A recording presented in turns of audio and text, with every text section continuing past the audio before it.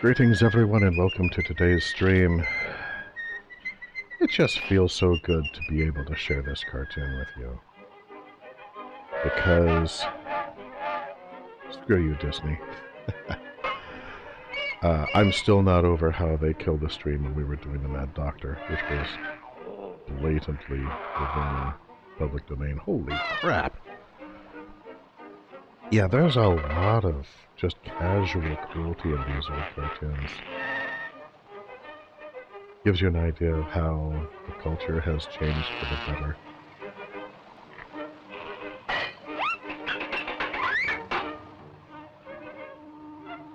But, yeah, Steamboat Willie is kind of an appropriate cartoon, actually, because there are rumors that after so many years, and apparently a really great game featuring Professor Layton's daughter, that after the, I think the 3 Professor Layton games and then his daughter game, rumor has it that there's going to be another game of Professor Layton, and apparently it's going to be Professor Layton in the world of Steam. Partially because steampunk, and partially because the world can be saved by Steam! Ninja High School. So, by the way, today's not-for-profit is Doctors Without Borders. Doctors Without Borders helps people in over 70 different countries regardless of political affiliation.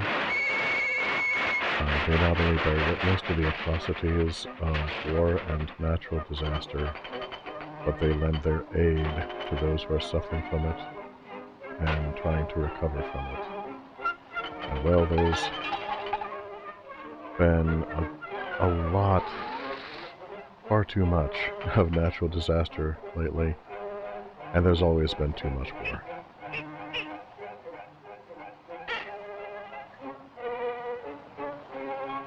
Alright, Mickey, how are you going to... Aha!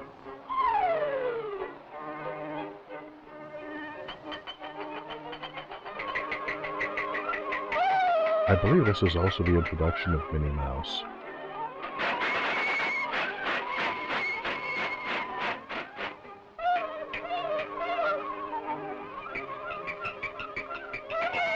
You will note that Mickey is nowhere near as attentive here as he was in the Nabisco commercial. Fortunately, he has a solution. Quickly, hook her.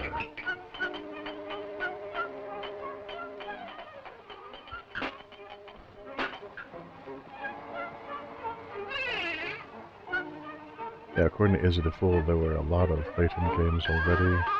There's an original trilogy and then a prequel trilogy, which I did not know about. Then the Catriel spin-off.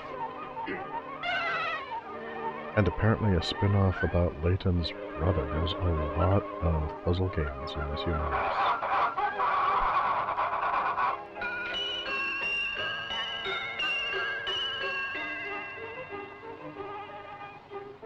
And Mickey just waits for it to land. And then open up the hatch and reach down the laundry chute. Oh no, even better.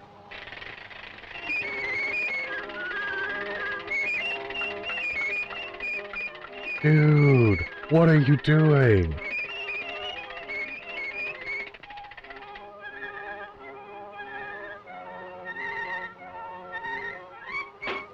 Man, Peter must love these old cartoons.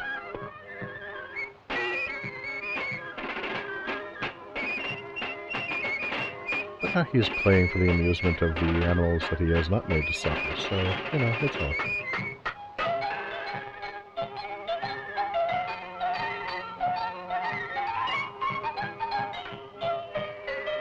Yeah, of course, they didn't have the kind of sound recording back then that we do today. So the amount of coordination between the sound... Ah! What are you doing? Dude, no! Yeah, of course, casual cruelty to cats and dogs back then, from what I've read, was not uncommon. Oh my god! Dude, he was enjoying your music a minute ago, and now you're turning him into bagpipes. He's obviously in agony. Why is this funny? Oh my god!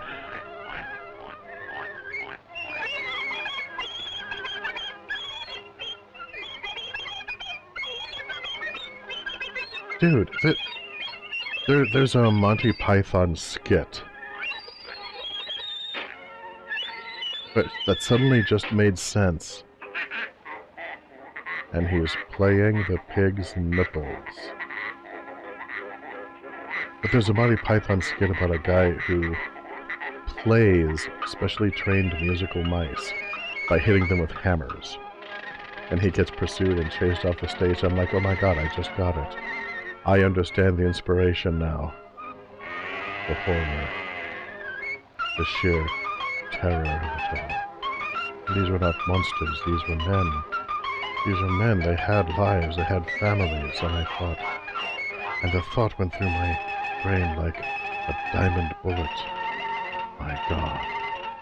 The strength. The sheer strength to do such a thing. This is my dream. This is my nightmare. I'm here on behalf of the people for the ethical treatment of animals. You come with me and peel those potatoes.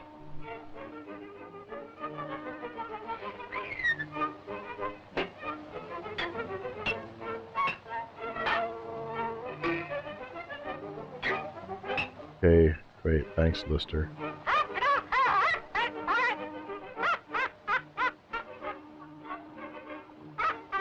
Oh no, the parrot's laughing at me.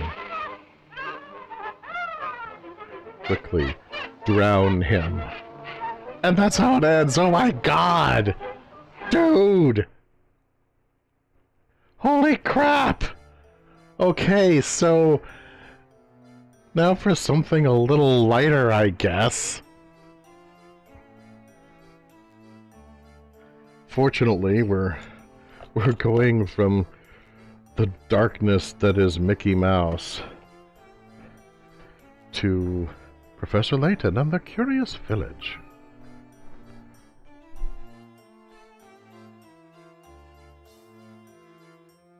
Okay, that was only mildly traumatic, but that's okay. Because we're now back in the Curious Village.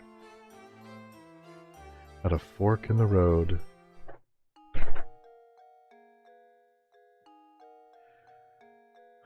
Our story so far. Having finally returned to Reinhold Manor with Claudia in tow, Layton and Luke are horrified to discover that a murder has taken place there during their absence. Waiting for Luke and Layton at the manor is police detective Inspector Chelmy. That is not Inspector Chelmy. That is the Don Knotts character-looking dude, known as Ramon. Upon receiving a report on the murder, he has raced to St. Mystery to conduct an investigation. He has his suspicions about Luke and Layton. Shortly after the murder, a servant to the Reinhold family named Ramon, this fellow here, you may remember him from such hits as The Apple Dumpling Gang and The Ghost and Mr. Chicken, goes missing. At Lady Dahlia's request, is he the fool? Boo! Bring on Chelmy! Not as good as Chelmy! Boo, Ramon! Boo! Not as good as Chelmy! You know, I've never heard of this Chelmy fellow, but apparently he is quite something. At Lady Dahlia's request, Luke and the professor set out to gather information on his whereabouts. And so, here we are. Never fear, whatever clues may be afoot, the professor is sure to find them with his button eyes and ever-present smile. Don't worry, Luke. I'm your other professor. Everyone has an other professor, and I'm yours. When you went through that special door, you entered a world where you're truly appreciated, where you can be the kind of servant you've always wanted to be, in a world filled with puzzles, mysteries, and fun. And then, when you're ready, we can sew buttons onto your eyes and you can stay here forever. Don't worry, it won't hurt. I guess the cafe hasn't opened for the day. Yeah, and I'm guessing that Steamboat Willie may have done me permanent psychological harm.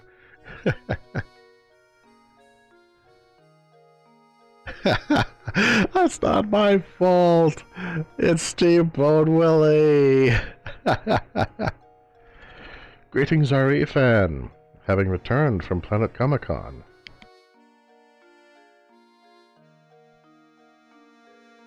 Marvelous. How was Planet Comic-Con, by the way?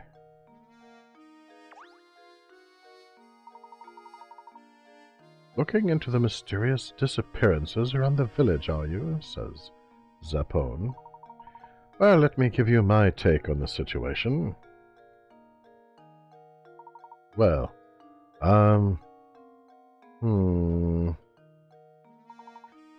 is something the matter? Ah, yes, now I remember.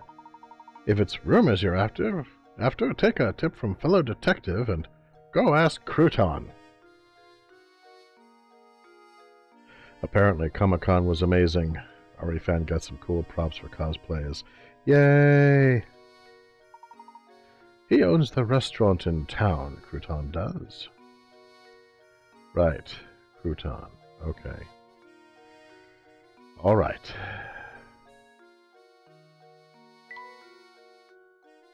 First, this mustachioed fellow here. Hey there, you two. Can I get you to help an old man save some money? Sorry to barge in. There's a slight issue with the display that's going to bug me all stream if I don't fix that real quick. Okay, fix it by all means. I need the mouse. Ah, no, not the mouse. Haven't you seen what he does to poor defenseless little ducks? No! I may never sleep again.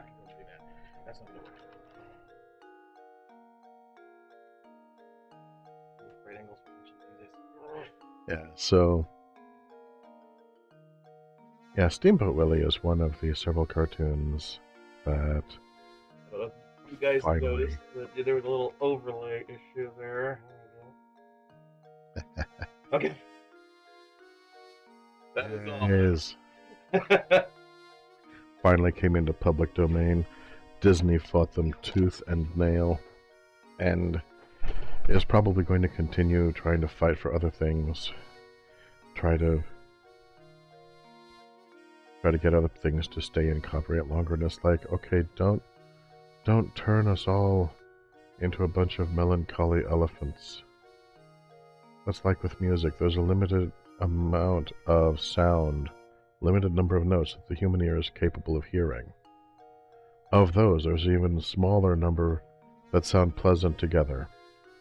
There's a finite number of combinations of music that you can have that's good. There comes a point it needs to fall into public domain. Otherwise, you're just not going to have any more music being written. Just let it be. Gerard. Hey there, you two. Can I get you to help an old man save some money? Now this puckle? Yeah, this puckle is only worth 27 pizzarats. This puzzle is worth 27 pickerats, because I tried it one time, and I didn't get the answer, so let's try this again. A rope and coins are arranged as shown below. As you pull the ends of the rope out to the left and right, the rope will draw taut and push the coins to either side. Assuming you only get to keep the coins that end up on the top half of the rope, how many coins will you have? Well, I've thought about this. And I'm remembering that puzzle they had with the match. And I think this is something similar, because if you pull the rope taut, for all that we have the top of the screen and the bottom of the screen, much like looking at a map, we tend to view north to what we refer to as the top of the page. But that's not really the top of the page. The top of the page is the flat page that you're looking at. The edge we refer to as the top is really just the one that's furthest away. It always puzzled me when I was a kid why people did that, but I eventually got used to it. So, top half of the rope, when you pull the rope taut, none of them are going to be on the rope. So, based on the pattern that we have seen before, the way that these smart Alecks will arrange their puzzles, well, of course you have to light the match first. Otherwise, it's impossible to start a fire. There were no fires anywhere in human history before matches. Therefore, the correct answer must be 0. Ha! Victory is mine.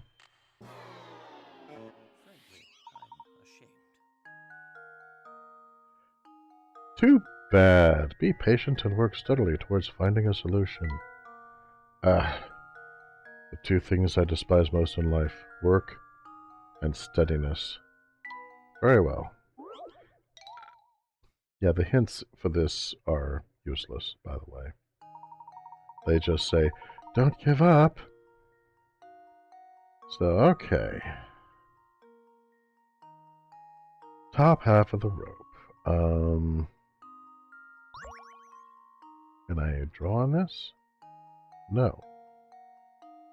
Okay, so I just go through and hope.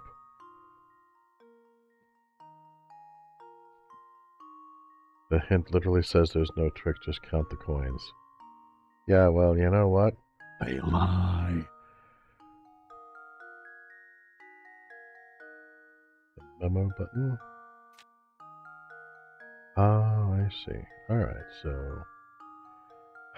in defiance of all physics, and the expectations of how this puzzle would work, based on how they've had puzzles work in the past, I don't know if this one would go down or up. I think it would.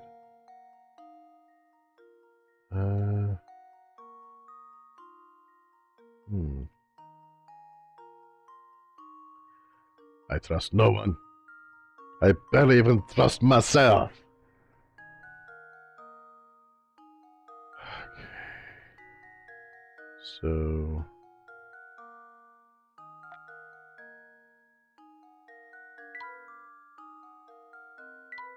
Alright, let's try this again. So... Okay, so... This one...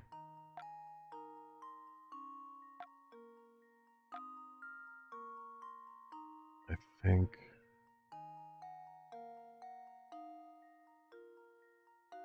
that one would go down. So... Yeah, you have to figure out how they think. I don't know how these people think. There's an inconsistency to it. Which really only makes sense because it's a variety of different characters allegedly coming up with this.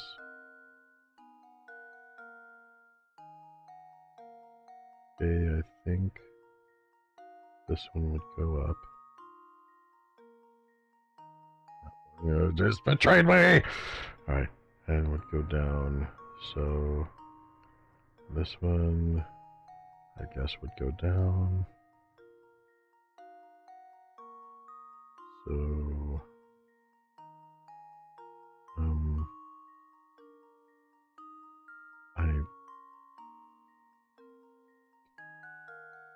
okay, so left would go down.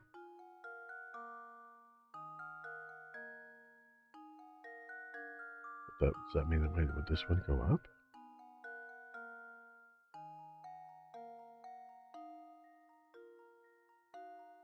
The spatial relation question. Yeah, I hate spatial relation questions.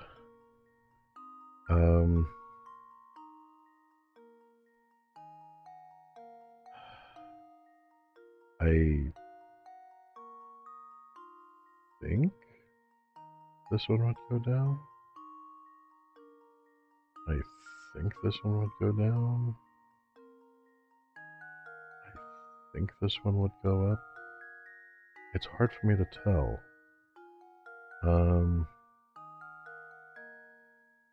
This one would go down.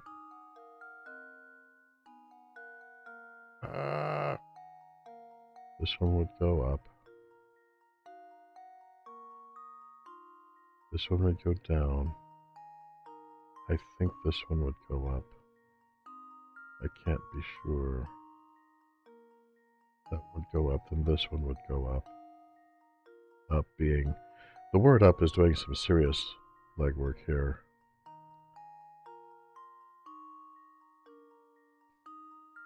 I think that one goes up. If that one goes up, then this one goes up. This looks like the map for an old Tom Wham board game. That one would go up, and this one would go down. So this one would go up. So tracing this around. I don't know. This.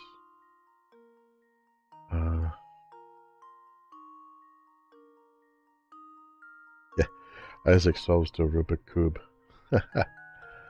I do not solve the Rubik Cube. So, I guess this one goes up. The problem is my eye tends to slide off of things. And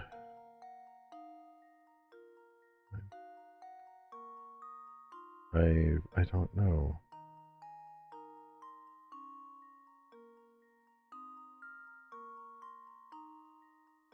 Like with these two, one of them goes down, one of them goes up.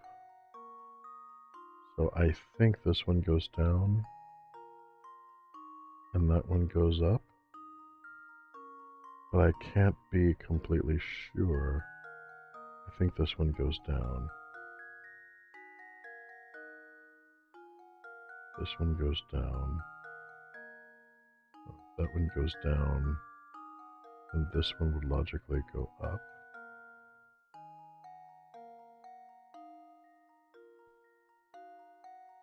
Theoretically, this one goes up.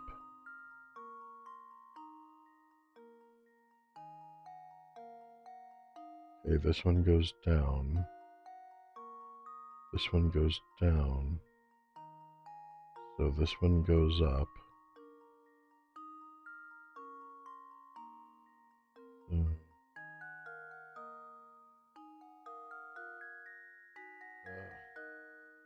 This one goes down. So I think this one goes up.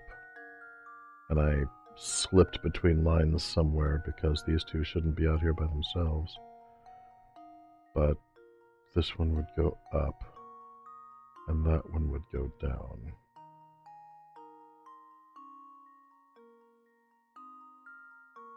So if I did this right, and my eyes did not get all slippy, which they almost always do. So this is almost guaranteed to be wrong. But 1, 2, 3, 4, 5, 6, 7, 8, 9, 10, 11, 12, 13, 14, 15, 16, 17. Did I count them right? 3, 4, 5, 6, 7, 8, 9, 10, 11, 12, 13, 14, 15, 16, 17. 2, 3, 4, 5, 6, 7, 8, 9, 10, 11, 12, 13, 14, 15, 16. Okay, I either have 16 or 17 coins. 2, 3, 4, 5, 6, 7, 8, 9, 12, 13, 14, 15, 16, 17. 17. So,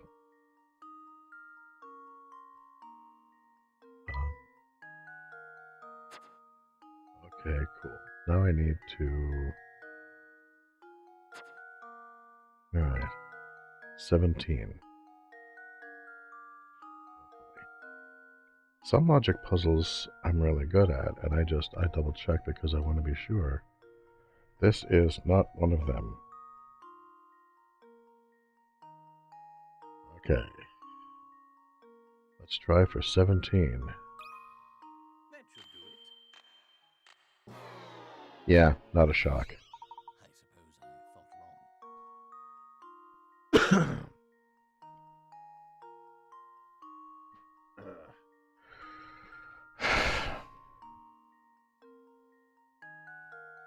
Would I...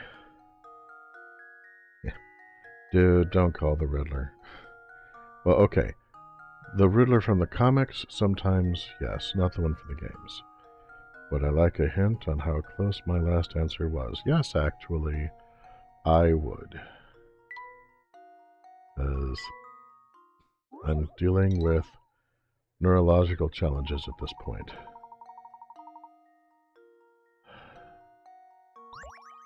And there are ways in which having the difficulty to keep your eyes focused on just one thing at a time can be advantageous. You know, when I was learning martial arts, I didn't need anyone to, you know, try to instruct me on how to use peripheral vision. Here's your hint, way too many. Okay.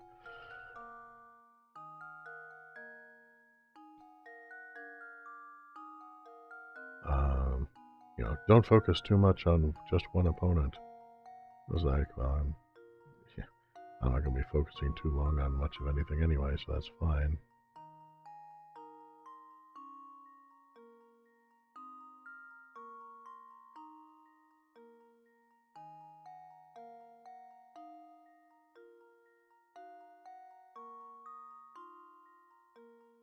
But then there's stuff like this. Okay. That one would go down.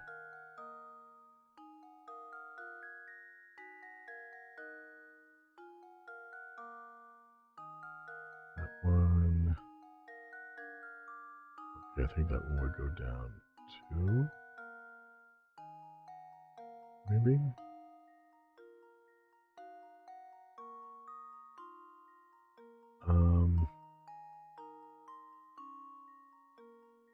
Alright, yeah, Aria fan, go eat. Be back when you can.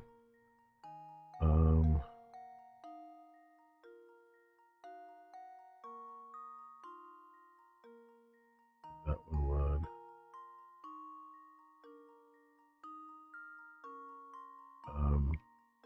Alright, I'm gonna try an experiment.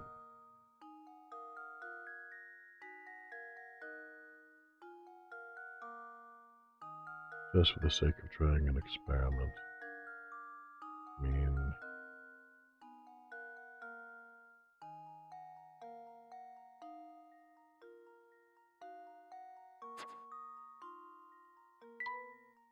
Try this one.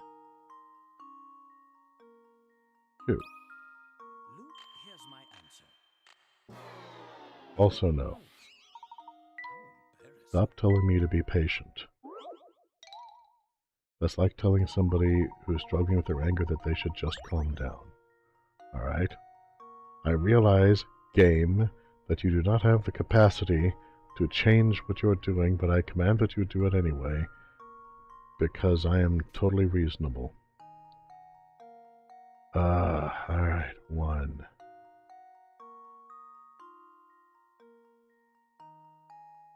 That one's no. That one's a no.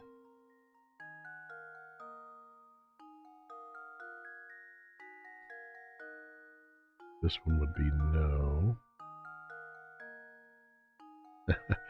Well, I was gonna quit, but now I have a kitty rooting for me. I'm not sure if I can.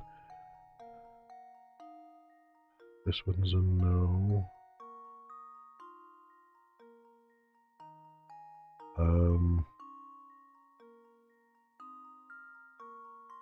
This one's a yes.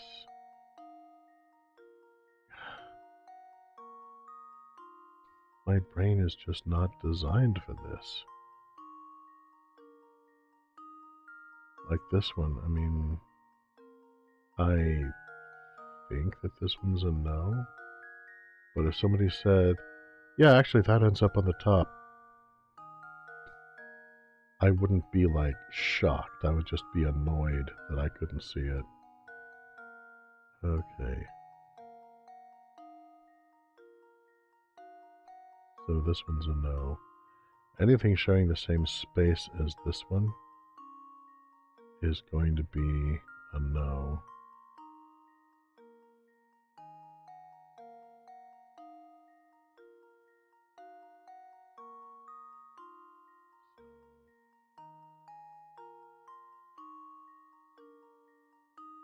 Those ones, that one, that one,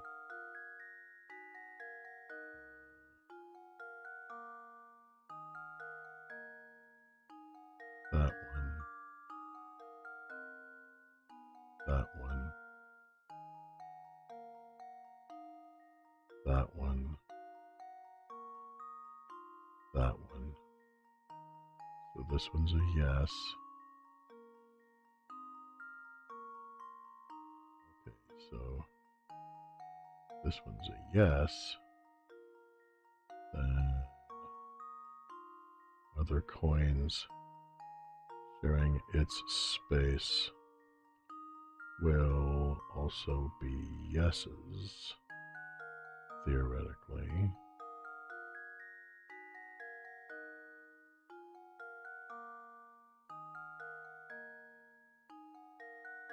So this one should be a yes. I'm trying to apply logic to this.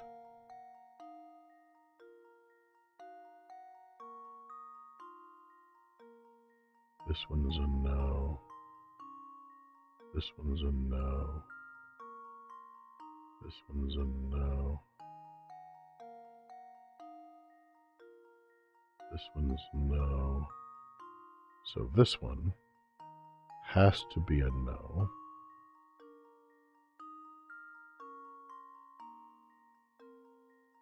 If this one's a yes,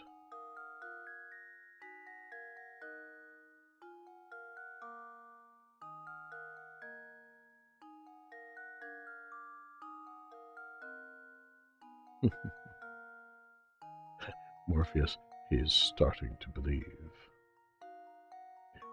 So this one is a no. So this one's a no.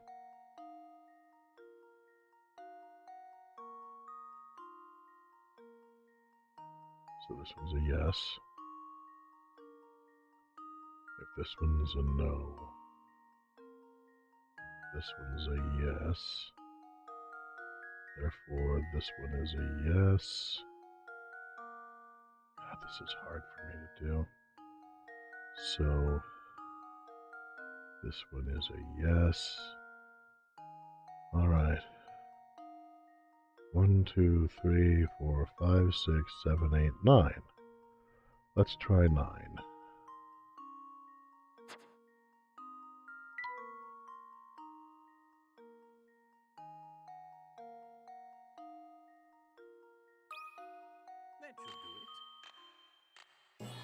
Ha! Critical thinking fit Holy crap. Oh my god, that was hard. Dude, I was just... Pardon me. I was... My head hurts a little bit just from trying to trace all of the shapes specifically. But yes, victory. Yay! And thank you, Tamashi. Tamashi is our special video game kitty. Thank you.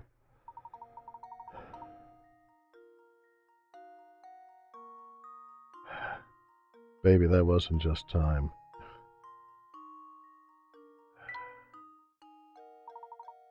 My, what a sharp fellow you are! In some ways, yes. Now, do an old man a favor and help me search for that coin, eh? And I don't say it yet. I don't say it yet. You got a strange gizmo.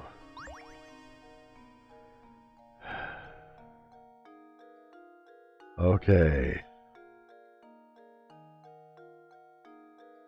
Help me find that coin, won't you? A puzzle solving charm. And I want to, but I still don't say it. Okay, I don't know what a puzzle solving charm is or how to use one. It's terribly quiet here. I'd even say it's eerily quiet.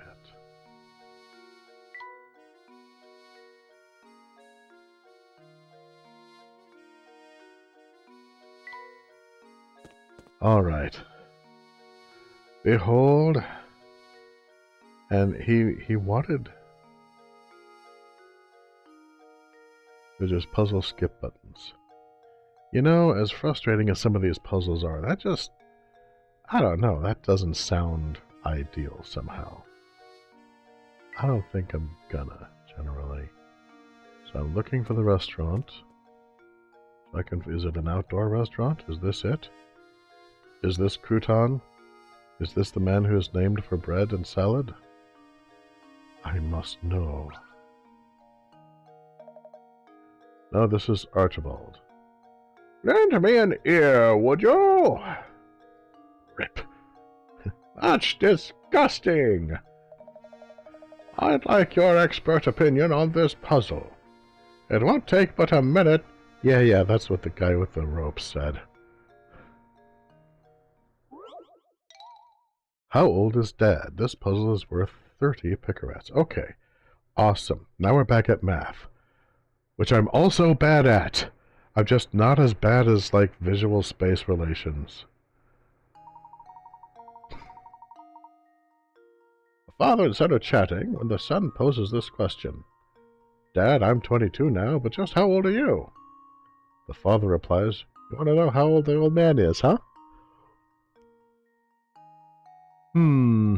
Well, tell you what. I'm as old as your age, plus half my age. So...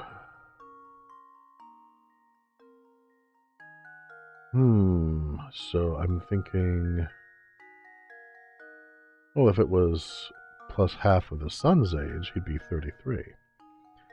But, wow, he would have gotten an early start at that point. So, let's see.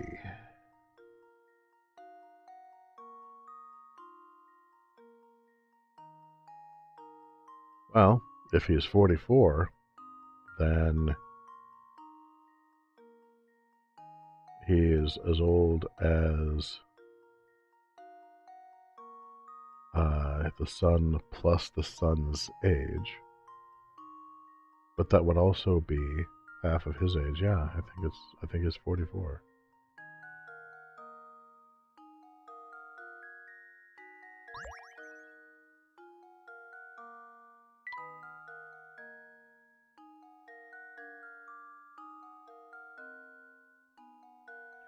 X equals 22 plus parentheses x times 0.5 in parentheses. Yeah, exactly. I'm a big fan of math. Unfortunately, I don't have a tremendous amount of skill in it. But this is fairly simple. I worked through it twice just to make sure, because I don't want to miss one through sheer overconfidence, you know? But yeah. Half the father's age plus the son's age should give you the answer, which means that half the father's age must be equal to the son's age. The son is 22, so the father must be 44. Uh-huh. I guess I was on the right track all along. Thanks for your help, boys. Sorry for taking up so much of your time. I'll let you get back to what you were doing. Good day. I got a strange gizmo. I didn't feel the need for a strange gizmo, but that need was answered just the same. This market is packed with stuff to buy.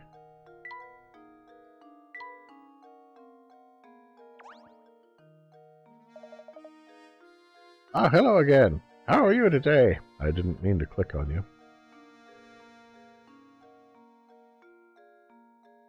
I'm just looking for the odd hint coin.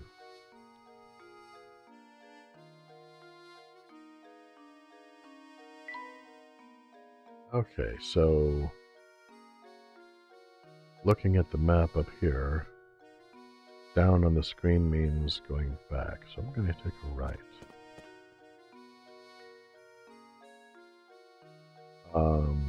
Great. I've been going full circle. Hi there. Jarvis. Nope, can't say I know the particulars on the subject. Seems to me that the only folks vanishing were the ones complaining of feeling sick or tired. Ah, shucks, I don't really, remember much about it. You'd probably have better luck talking with Zapone about stuff like this.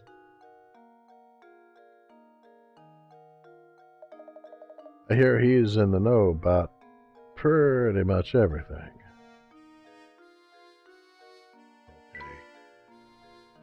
Not a soul seems to live here. Well, you do have to find your way past a rather rickety setup in order to get here.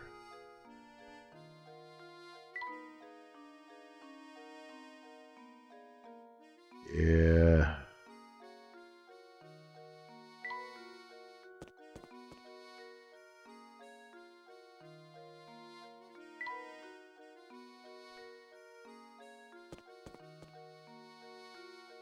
And here's where we found that cat tormenting the rat, or the mouse.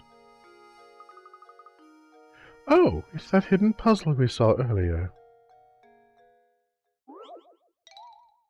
Number 107, A Worm's Dream.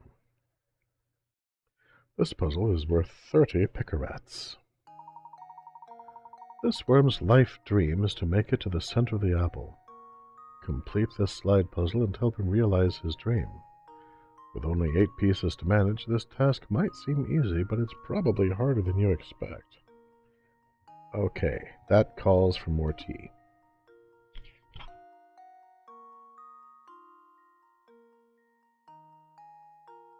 Oh, that is so good. I feel so much better about life now.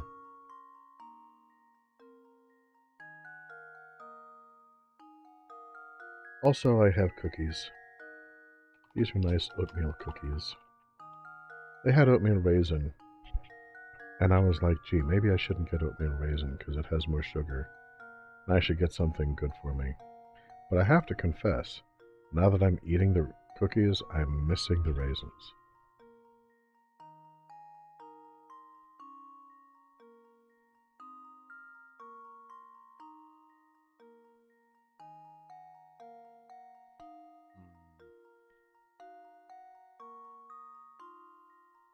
Now that I'm eating the cookies,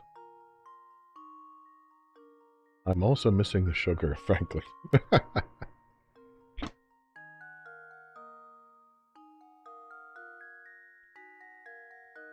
They're still good, don't get me wrong. But I can definitely, I feel like I can tell where that sugar went.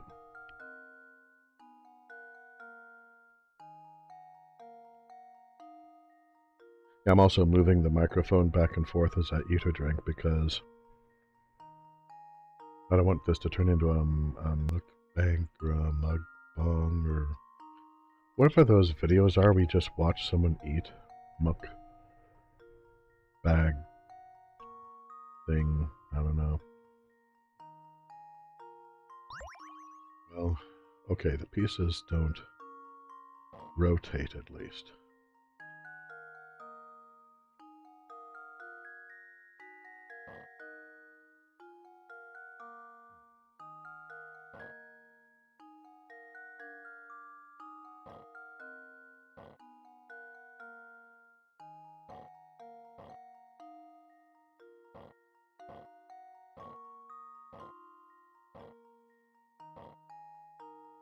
Just kind of trying to get a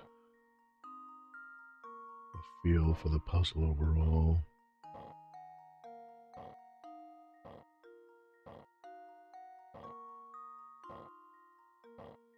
Just sort of familiarize myself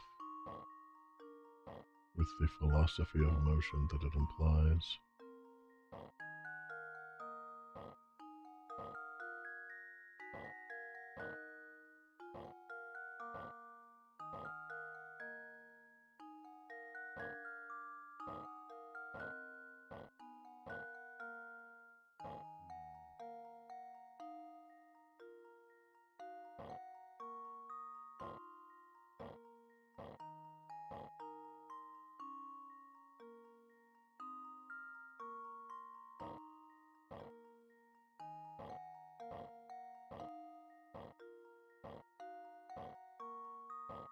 Let's see.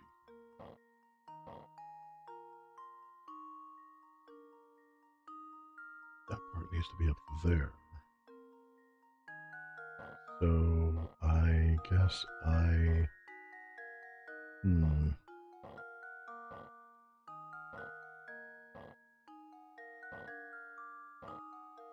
Because the way that it's set up, it kind of tries to lead you into thinking that all you need is rotation.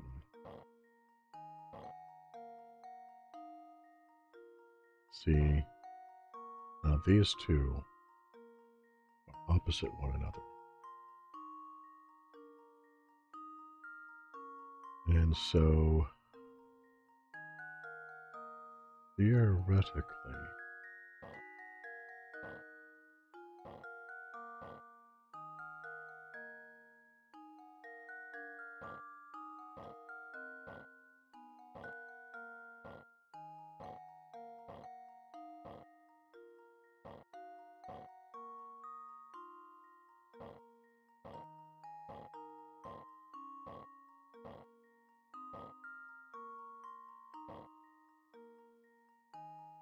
I feel like I'm almost there. I'm just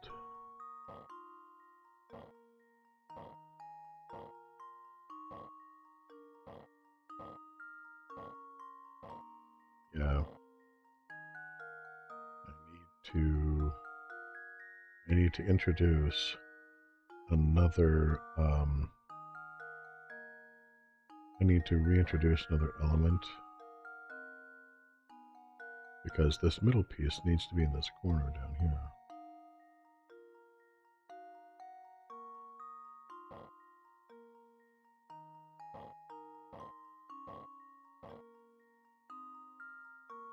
So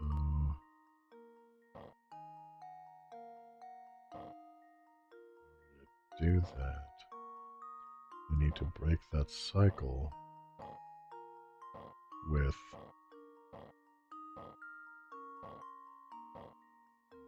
piece.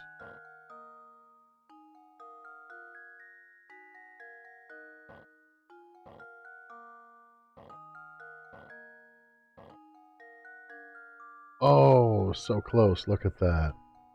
So close. All right.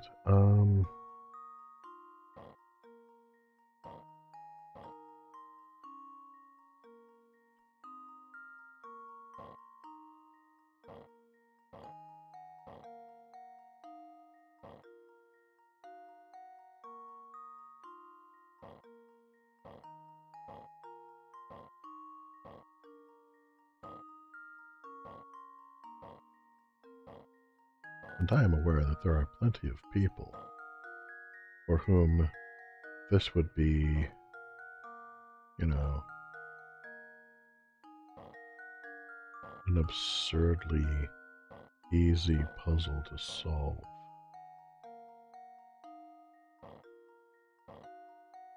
I just don't happen to be one of them.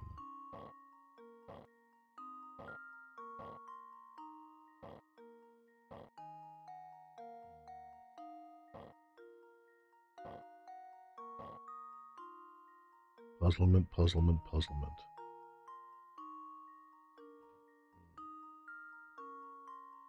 Yeah, Resident Evil is definitely a series that I need to try my hand at some point.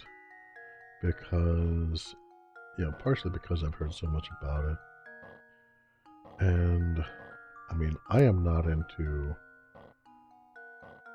zombie movies generally.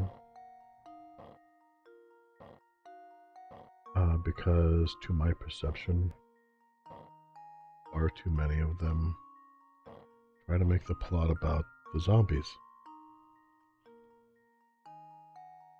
And it doesn't need to be about the zombies. It needs to be about the people.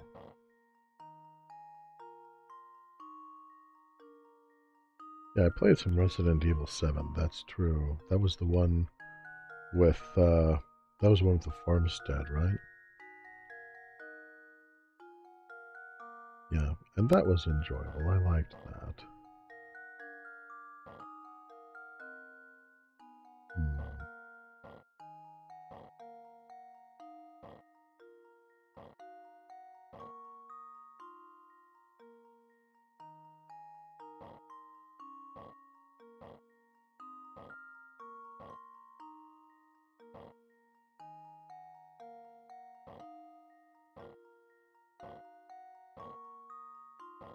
But,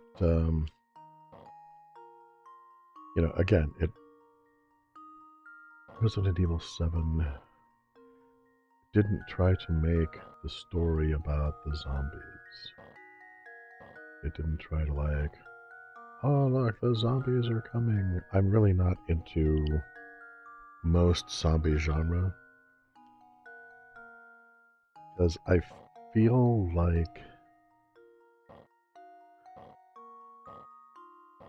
zombies, to me, they're kind of a shorthand for, well, society in general. You have a whole bunch of these clumsy, shambling creatures blindly going through an unthinking mockery of life while never actually engaging in any kind of rational thought, and never, if they see something that isn't one of them, they will attack as a mob and look for a way to either destroy that being or make it like them. And to me, I'm like, oh, so people, in other words. And to me, the movie that best kind of explored that was George Romero's original work on the Dawn of the Dead, the one at the shopping center. It was like 76 or 77, something like that.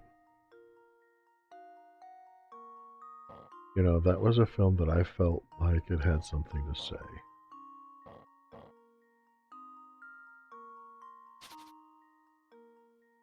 But, most of the zombie movies that I've seen didn't really. It was just adventure slash horror, and that was it.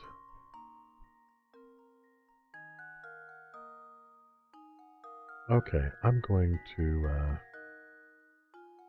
I'll go ahead and spend a hint coin. Yeah, I'll give me a hint.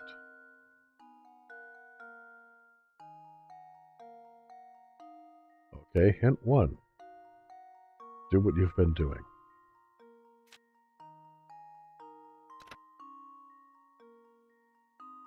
Have you noticed that a few of the pieces look very similar to some others?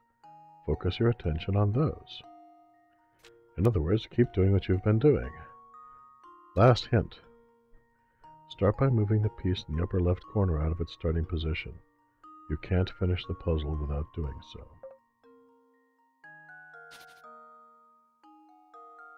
Well, yeah. Okay. Yeah, we'll come back to this one. That's fine. Wow, I didn't think that one would be so hard. Not to worry, my lad.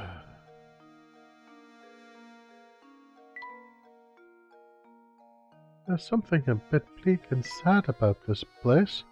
Best not to run around here. Looks a bit dangerous. So it may be, I'm thinking...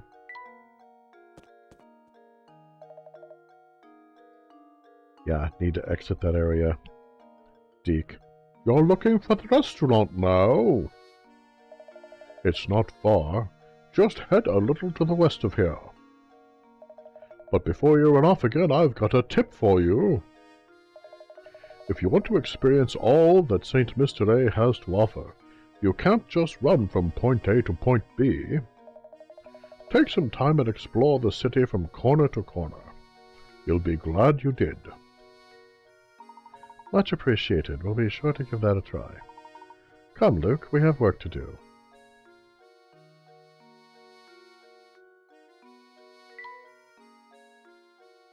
That's still a clock tower.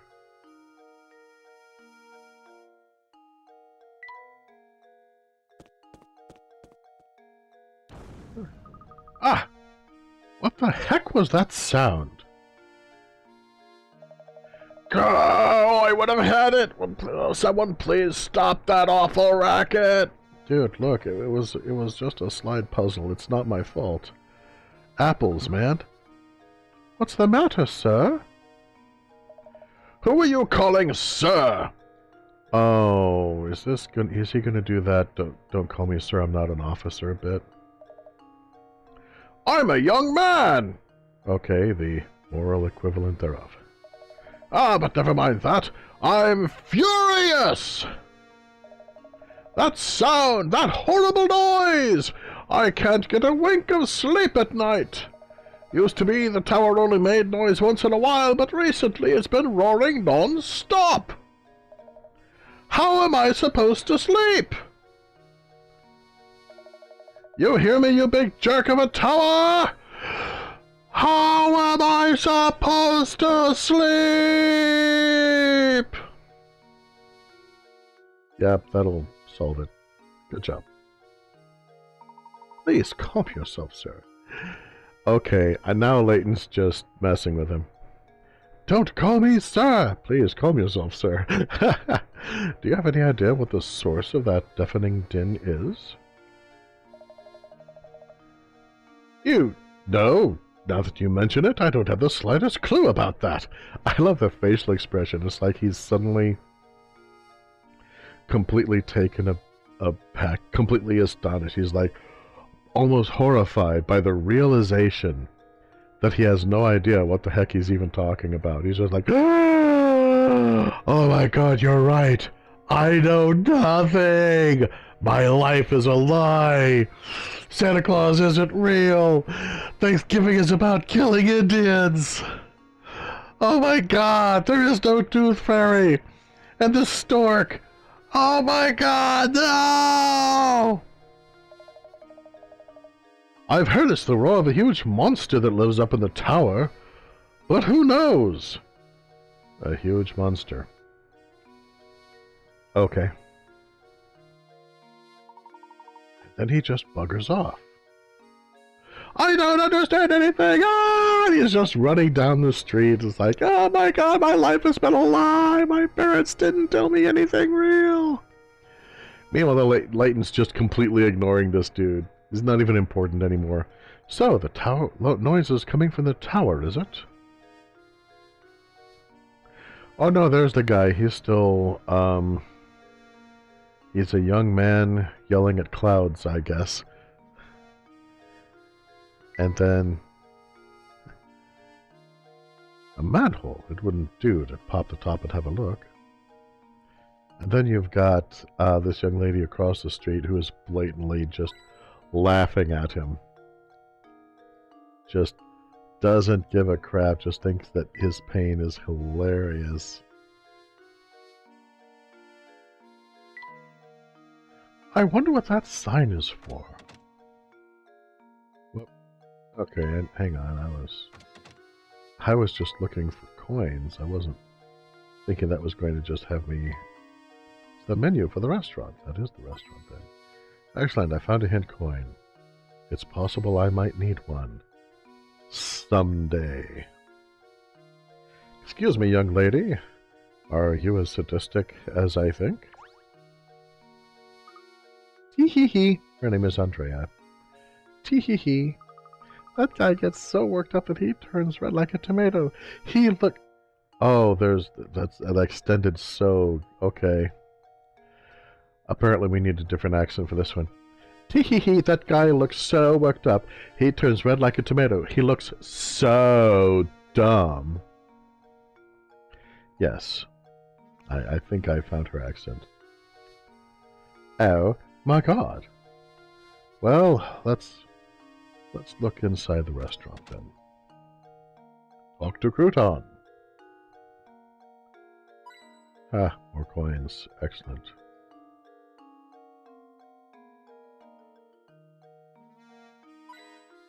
More coins. Yeah, I will point out business slow light right now. I will point out that puzzle solving charm, yay. The puzzles I've been having the most problems with are the ones that the hints didn't help me at all. Flick. Oh, I thought you were Crouton. Instead, you're Flick. So I hear you two are into puzzles. I can tell, it's obvious from the way you're ogling these coins. Excuse me, sir, I don't ogle. Any time that I look upon a lady, I assure you she is well aware of what's going on, and is into it. You can smell it, can't you? Okay, now you're making it weird. Well, you're right. There's a puzzle in these coins. Okay. Now, just a moment, young man. Have a look. Okay. Puzzle number 25, Equilateral Triangle, as presented by Onion Boy. This puzzle is worth 25 onion picarats. In the drawing below, 10 coins are arranged to form an equilateral triangle. The triangle is pointing up right now, but can you get it to point down by moving 3 of the coins?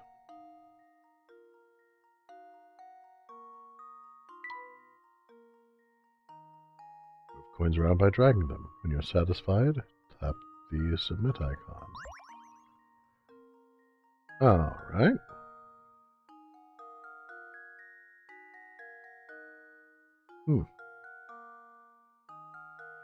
Well, the implication from the phrasing is that it needs to remain an equilateral triangle. But,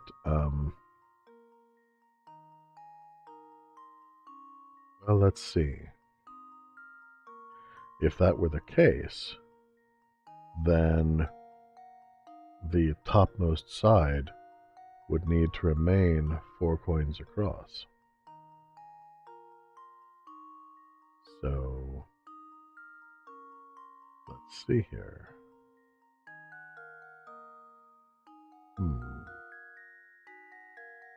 Right now it's pointing up. Move 3 coins to have it pointing down.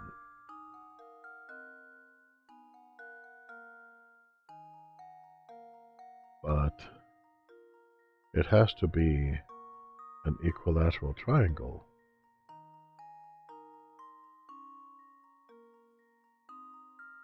It doesn't necessarily need to be the same equilateral triangle.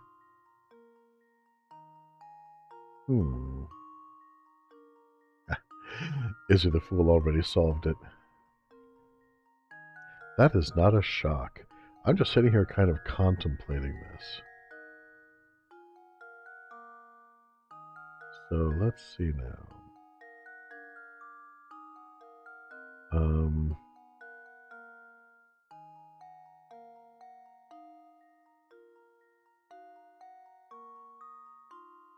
Went down by moving 3 of the coins. Because the most obvious thing that you would think to do would be to move these 3. But that's not generally going to work. Because, you know, then you end up with something like this. So, obviously, that's not going to work.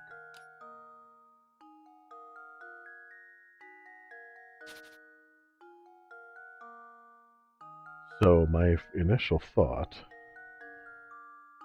Yeah, this is probably one of those ones that, because it involves a very specific idea, it's hard to give a hint without giving the whole thing away.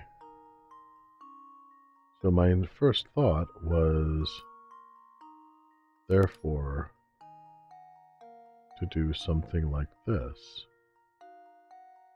You know?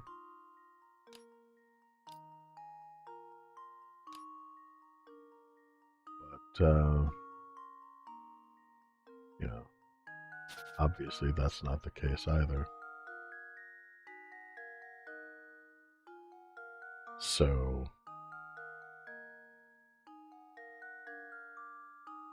pondering the ponderables.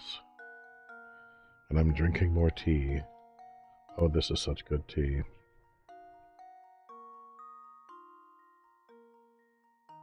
I have a nice large thermal mug of it here, so it's still hot. It's an infusion of peppermint, nothing caffeinated, just peppermint.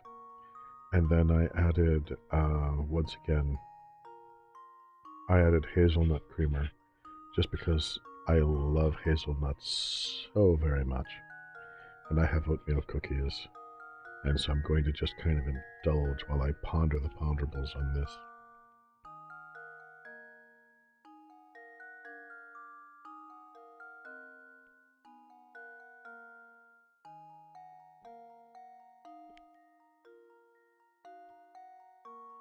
And occasionally turn the microphone off while I have coughing fits. But that's neither here nor there. So, I mean, doing it in 6 moves would be obvious. You just flip it over. But this is doing it in 3. So,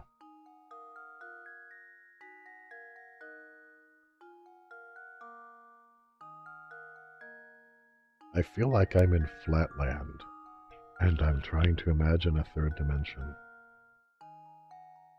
I can feel that there's some part of my thinking that is blocking me because I'm in a pre-assumed pattern. Fast thinking has overpowered slow thinking. Type 1 thought is countermanding type 2 thought, and reflex and instinct are interfering with actual pondering.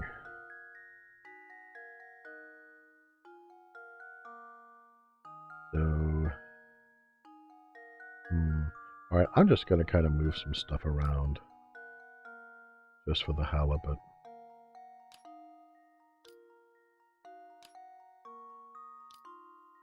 Whee, it's a star.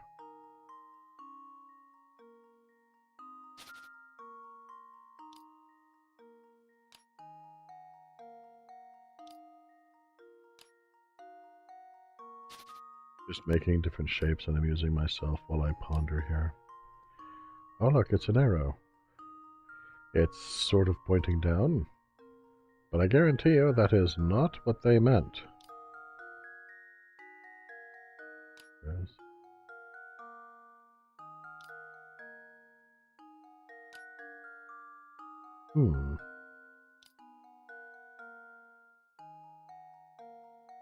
Yeah, what if instead of flipping it, I just moved it over a bit so that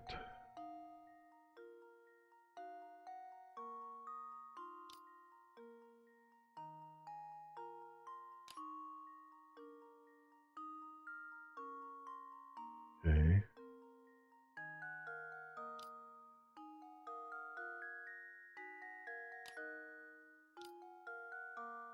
Like that. Yes, that worked nicely. That should do it. And there we are. Puzzle solved.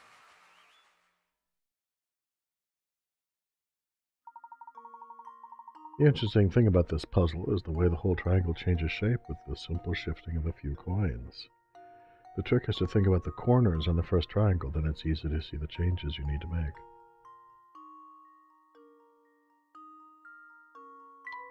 Yeah, now... Flick. Yep, it's just as I thought. You guys are a bunch of puzzle nuts. Excuse me, Onion Lad. You live here. I got a strange gizmo. Yay. Say, Mr. A is full of puzzle lovers like you two, but not all of them are nice like me. Watch your back. Dude!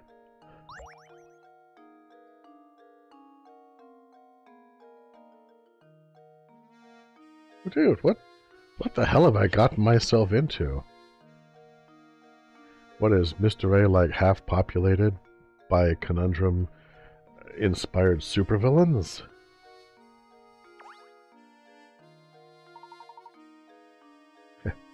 Ah, I found Crouton. Yes. And he says, Ramon? He hasn't been around today. Sigh, it looks like we've hit another dead end. Too bad you couldn't find him. Are you going to offer me another puzzle? He usually skips out of work and comes here to gossip and have coffee. And you know, speaking of gossip... Ah! Another puzzle! I've heard some weird rumors from my customers lately. Oh, okay, yeah. Okay, cool. Look, I love a good puzzle as much as the next guy, but you guys are incorrigible. And you stay here where you are constantly encouraged. Recently, there's been talk of some strange old man running around St. Mr. A kidnapping people. Okay, stop. That's just a thing? You just... Oh yeah, by the way, we think there's some kidnapper, possibly serial killer, just running around nabbing folks. Anyway, here's a puzzle for you. What? What? What? What? What? What? What? What? What? What? Luke, being much more succinct, a kidnapper? Layton, who is this old man? I heard all this secondhand, so you got me there. Okay, that's completely fair. Oh, look, he has button eyes, too.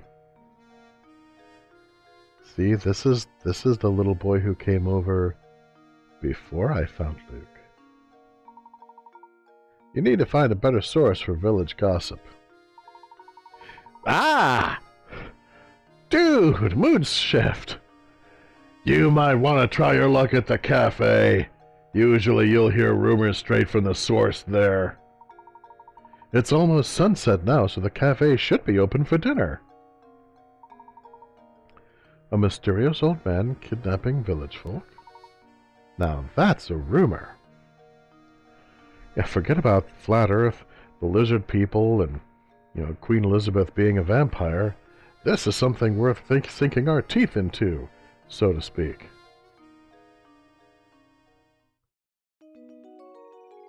Chapter 3, The Missing Servant. Comb St. Mr. A for clues about Ramon's disappearance. Chapter solved. Oh, yeah. Puzzle sent. To Granny Riddleton's shack. The milk pitchers, dust and dustpan, racetrack riddle, pill prescription, 3 umbrellas, the camera and case, and the stamp stumper. I guess I just,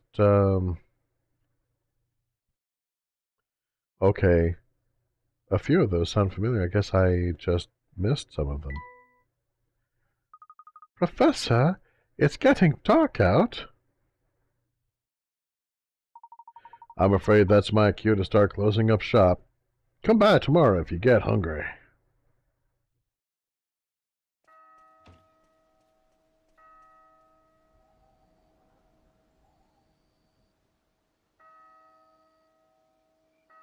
Nighttime. Nighttime on the city of New Orleans. Luke, let's take a moment to sum up our findings. We have a strange, roaring tower, disappearing villagers, and an odd elderly kidnapper. It's all so bizarre. I can't make any sense of it at all, Professor. I think we've finally got some clues on our hands, my boy. Observing the nightlife in this village might tell us more of what we need to know. Great idea, Professor. Chapter 4. Night falls. Ah.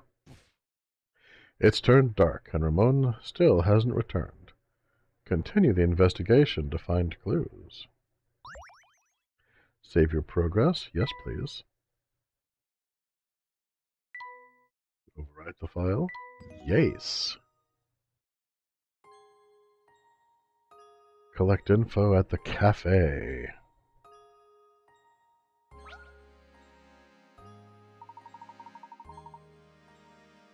I'm sorry, young lady. Could you help us? We're looking for someone, you see, and, well... Sorry, can't help you. And by can't, I mean don't want to. I've barely even talked to Ramon, and I am so not interested in this search. Tee-hee-hee-hee-hee. I would not have shot you. If it had been me, I would have only cut your face. But maybe if you help me solve this puzzle, I just might, remember something. People's lives could be on the line, and you're being a brat. But okay, sure. Tee-hee. Yeah, of course, the tee-hee at the end. And just who do you think you are, young lady? Oh, Layton's starting to get pissed. Okay, yeah, Layton is not pleased. You know, people are disappearing in lives on the line and everything, and I just totally don't care. But if you amuse me, I might help you. Yeah, funny thing about Masters of Conundrums, they make the best death traps. You don't want to push Layton over to the dark side. I'm just saying. You know what she reminds me of?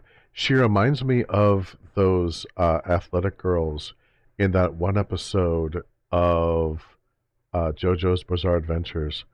We're like, oh my god, he looks like he's dying. That is so gross. He looks funny anyway. Yeah, let's just go into gym class. Oh my god. Yeah, Layton is a supervillain. He finally gets pushed too far and his little button eyes just start darting around. It's like, you don't realize how kind I have been to all of you fools until this moment. You want puzzles? I'll give you puzzles.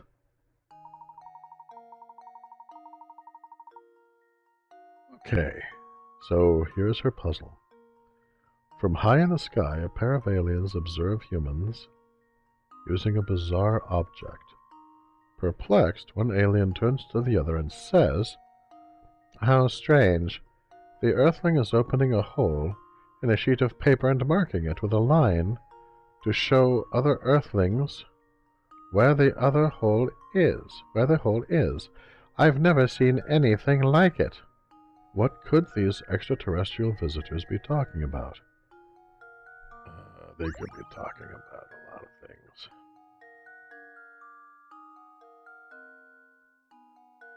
Opening a hole in a sheet of paper and marking it with a line to show the other Earthlings where the hole is.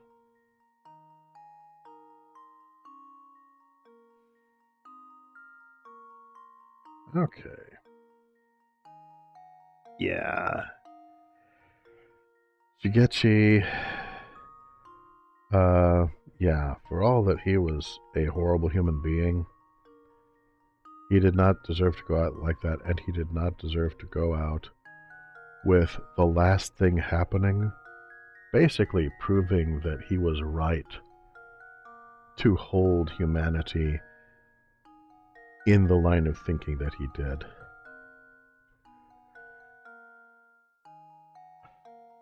Let's see now. Opening a hole in a sheet of paper, marking it with a line to show the other Earthlings where the hole is. I'm going to discount the last line because that revolves around the culture of aliens, and we know almost nothing about them.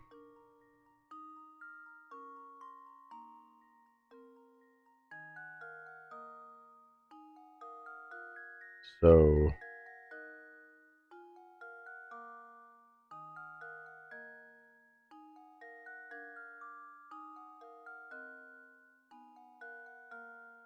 the Earthling is opening a hole in a sheet of paper and marking it with a line to show the other Earthlings where the hole is. I'm a little iffy about to show the other Earthlings where the hole is, because that might or might not be literally true. This has been demonstrated to be from the point of view of aliens. So we're looking at the Earthling is opening a hole in a sheet of paper. Depending upon how one chooses to interpret that, that could be tearing, it could be cutting, it could also even be folding under the right circumstances.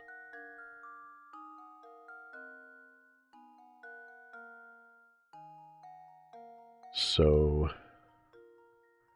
now if it were closing a hole and marking it, I might go for it being like a mail envelope or something like that.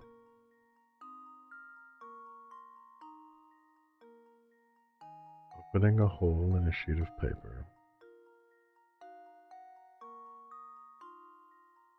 Marking it with a line. You mean like drawing a line? Or like marking it with a rope or a cord, which is also a line. If it said drawing a line on it, that would narrow it down, but it doesn't.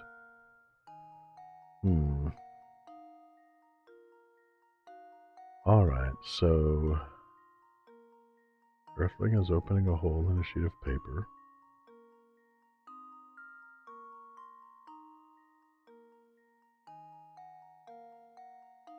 I think the sheet of paper is pretty clear. That's pretty literal.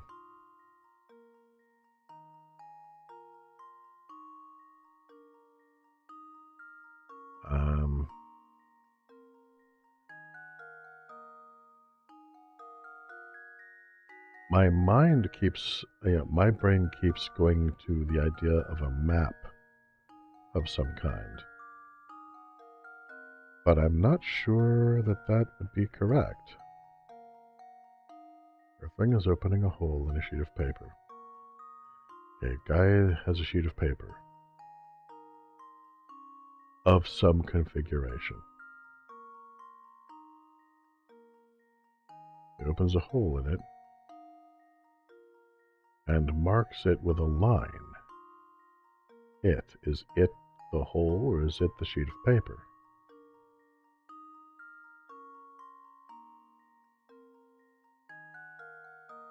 Opening a hole in a sheet of paper. So the hole is literal, not figurative. Otherwise it would be a hole on a sheet of paper. So the sheet of paper has a hole in it, in some fashion.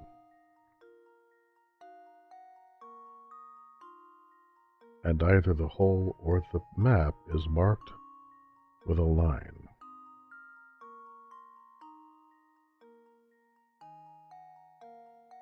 To show the other Earthlings where the hole is.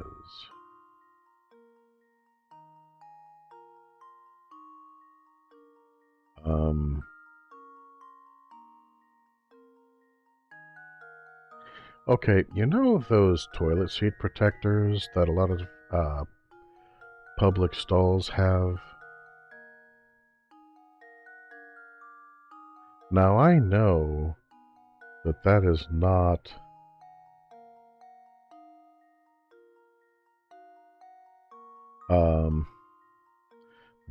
what these people are talking about, but depending upon how liberally you interpret the word line, it fits. Now, this isn't a puzzle, this is a riddle. It's a riddle more than a puzzle, which means it relies upon knowing how the other person might think of such things and what their cultural norms are. And Easy to Fool is kind of mad because the puzzle relies upon a cultural norm that doesn't apply to him. So yeah, okay. Let's see now. Would advise you to check the hints. That might help you, but they were useless to me because I don't have the cultural touchstone of the one who made the puzzle. Okay, well, remember how I was talking about how they localized this game? That may or may not apply to this situation. Alright, I'm going to go ahead and get a hint.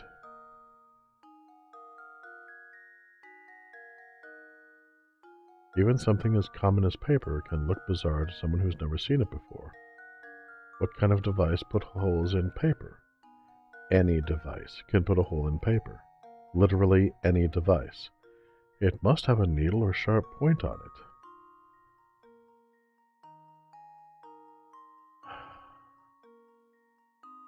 Okay. Well,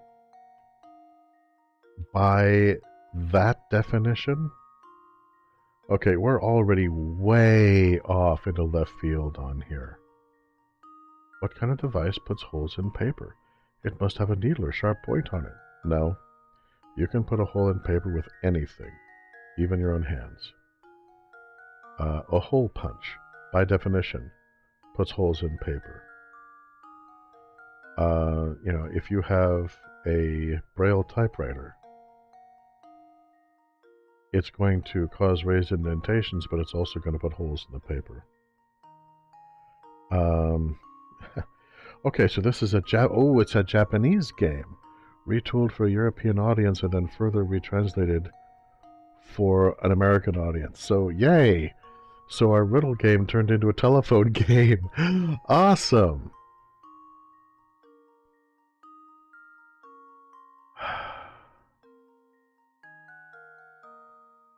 Okay, so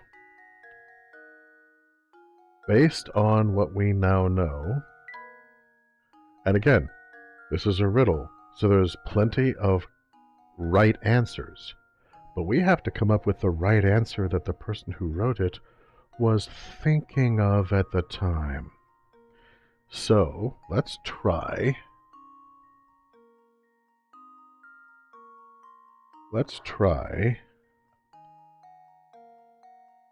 A kite.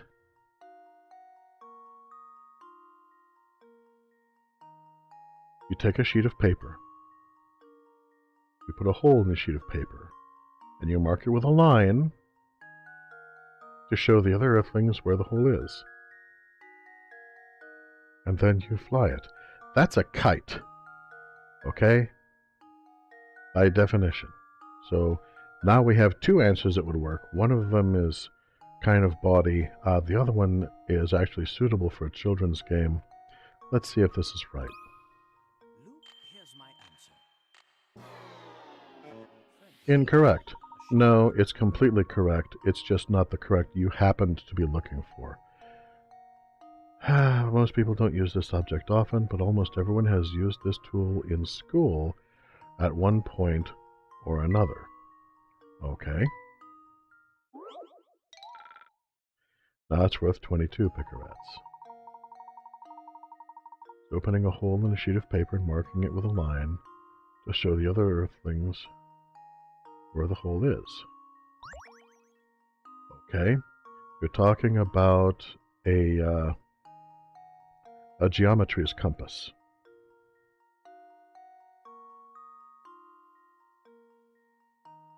So, all right.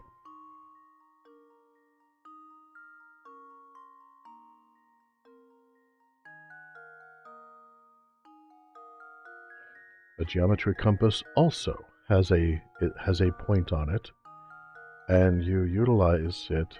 You put the point in the piece of paper, and then you use it to measure angles in relation to the point that you have established by putting that tiny hole in the paper. So compass is also a correct answer. Let's see if it's the one they're looking for. There we go. Yes! Critical Okay, and that's a stretch, guys. That is a stretch. Not... Yeah, I have not used a compass since I was in grade school in the 70s. Okay? To put this in perspective. So, and I was looking at this and I was like, yeah, this is correct, but the compass, most people when they use a compass, they don't think of it as something that makes a hole in the piece of paper. That's just a side effect of what you're actually doing. So I was half expecting for this one, more than half. I was more than half expecting for this one to be wrong. Yeah. To most people, in fact, Izzy the Fool points out, to me a compass is what Captain Jack Sparrow used to find the Black Pearl. Yeah, to most people that's what a compass is, or like a compass rose on a map next to a legend. But, yeah, the compass, it's used to establish geometric relations through measuring curves and angles. And when used on a map, it's used to establish navigation. You use it. Actually, wait, no, I have used it since grade school as I think of it, because in high school, I was in NJROTC class, and it's required just in case, when you're having trouble or you think you might be having trouble with the equipment on a ship or a sub, the navigator goes through everything manually.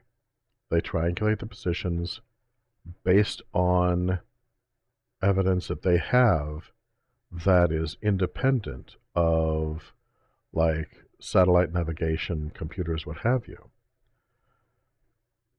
And it's considered to be a very important skill to have. That's one of the big problems I had with one of the more recent James Bond movies, where they're like, "Oh yeah, we just sent some false information to this sub, and it went totally off course, and they tried to confirm it, and they saw that nothing was wrong, and it caused this big international incident." No, actually, the United States Navy to this day, they still use, last I heard, manual navigation as a backup, specifically so that that can't happen. Oh, as well as, computer error, satellite error, what have you. But the reason you use a compass, uh, most people don't think of it as something that makes a hole in a piece of paper. I do, but that's not the primary or the secondary or even the tertiary use of a geometry compass. So, yeah, that's not. This was wow. It's just wow. Yeah, and even with the hints, Izzy the Fool was just staring like, how TF is that a compass? That's a, in this so-called modern age, that is completely reasonable. However, I will also ask you to bear in mind, what is the year that this game first came out? Um, I mean, it was a cell phone game, so it can't have been that long ago. When did this come out? Because my first thought was, well, maybe it's just a really, really old game. And I was like, wait a minute, it's a cell phone game. It can't be that old. uh, oh well, let's go ahead and hear their justification. Nice work. When you think about it, yeah, that's one possible design for a compass. 2007 originally. Oh man, they have no excuse. Anyway, when you think about it, the alien's description of a compass is pretty much spot on. No. Interesting how widely the perception of a single object can vary, isn't it? Well, yes. I've forgotten the proper term for it, but there's a technical linguistic term. When you use a word, when you use a pronoun in such a fashion that it is impossible to determine concretely what the object of the pronoun is. And that was also part of the challenge. Because, yeah, you use the compass to draw a line, but you don't draw the line that connects to the hole you've made on the paper. Ever. The way that the compass is designed, that is in fact impossible. So the "it" in that sentence referred to the paper. Right? Also is a perfectly logical answer, just wasn't the one they were looking for. And of course, if you want to get obnoxious about it, which I was distinctly tempted to do, the toilet seat protector on a public toilet seat. depending on how liberally you interpret the word line. But in any case, this calls for more tea. I am drowning my sorrows in tea, good God.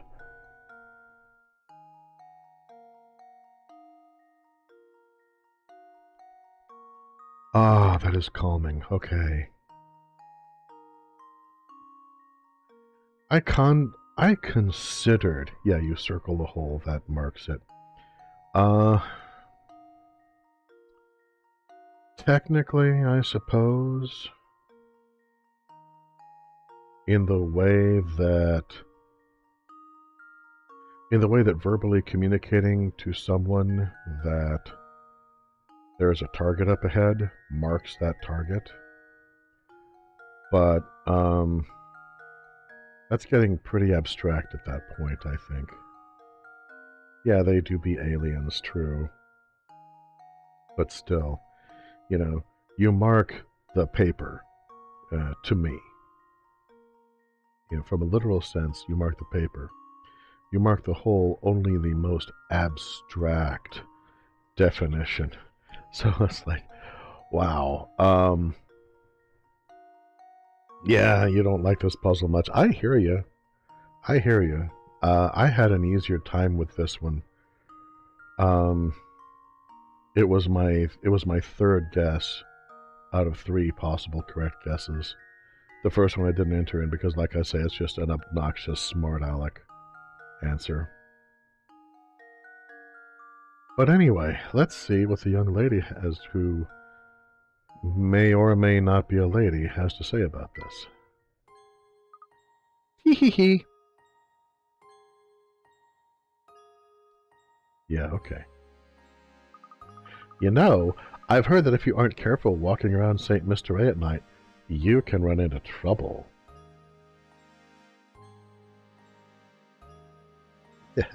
Is he the fool? I'll play devil's advocate all day, but yeah, I learned today that the weird circle drawing tool I saw one time in my entire life is called a compass. Yeah. One person's common knowledge is another person's esoterica. And that, of course, is the main trip up with riddles and also with IQ tests. You know, when I was getting my psych degree, we actually spent some time studying IQ tests. And yeah, anybody who goes around bragging about their IQ is a numbskull. They don't understand how IQ tests work. Anyway, Andrea continues, I bet Ramon wasn't being careful.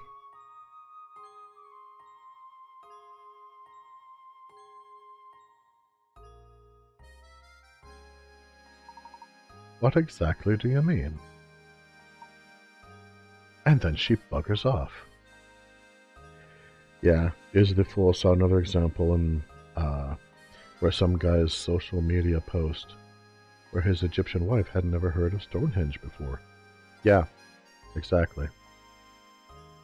Or like there would be an IQ test where it talks about the relationship between cups, saucers, tablecloths, and tables.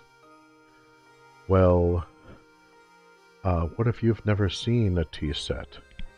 So you don't know that cups go on saucers. When you think of saucer, you think of a shallow bowl for milk for the cat. What if what if you've never seen a tablecloth used before? Which is one of the many ways in which IQ tests slant, against people from a more impoverished background culturally. But I got a painting scrap, so I guess that makes up for everything. No, she's still there.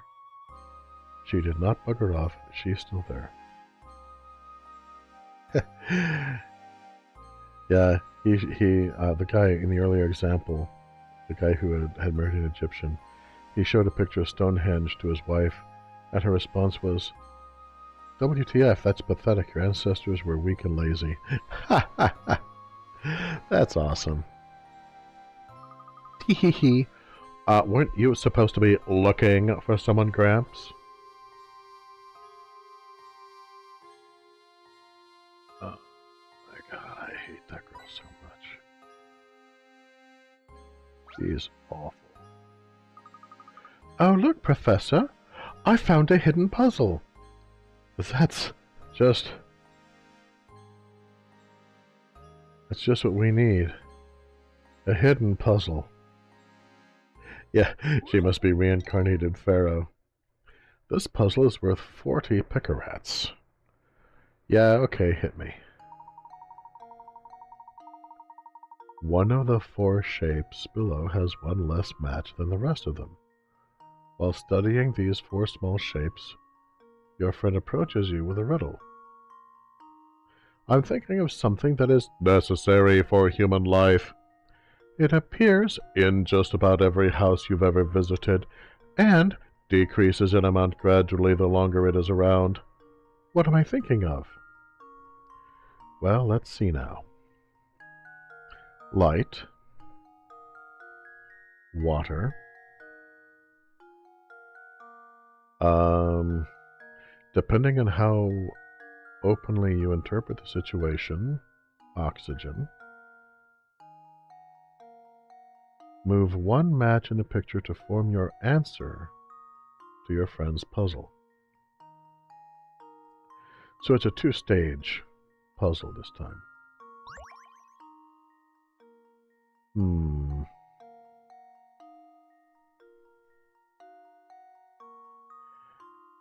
Well, let's see now. Probably the answer is not oxygen, or water, or light.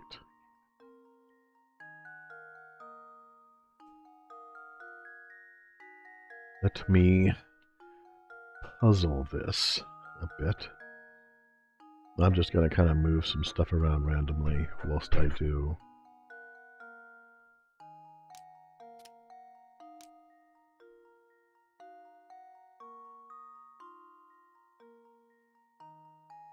So,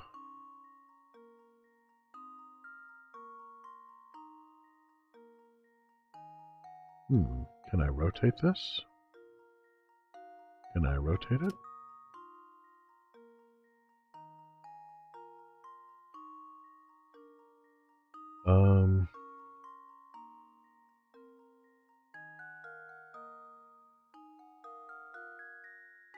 Can I rotate it? Yes, I can rotate it. Okay.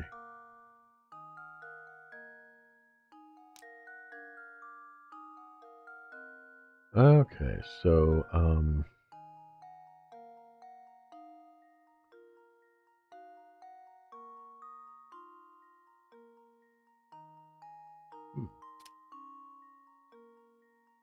interesting.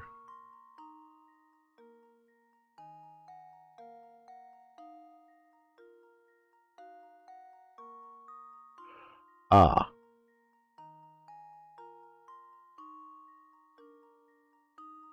Okay, so food would definitely be an answer.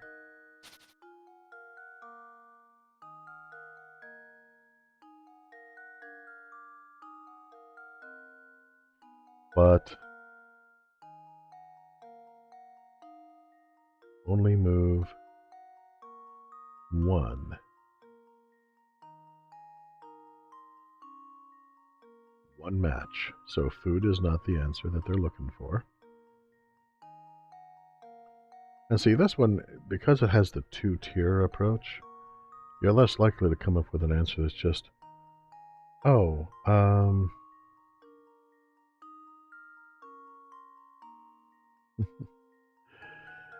yeah, I'm glad you like the red text voice.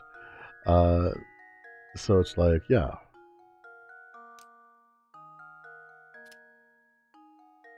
Food is an answer,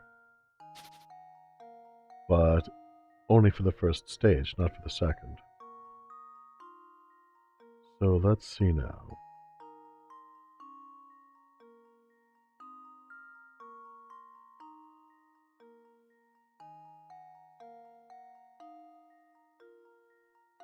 So...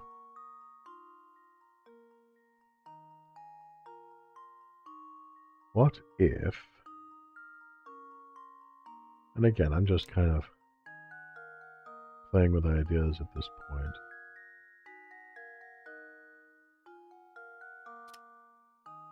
See, then it's a B.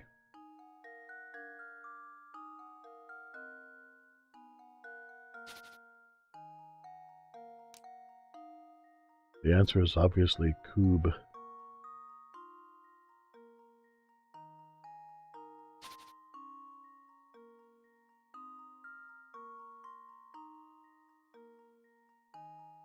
Let's see.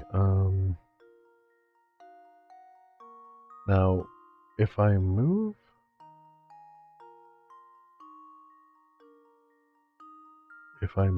one of these, see, then food.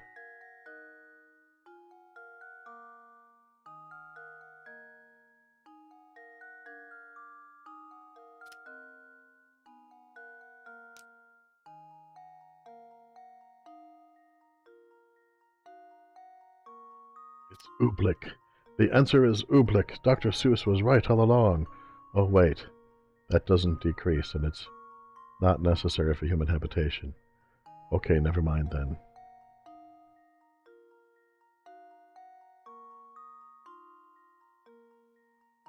And the correct answer is dude. Probably not.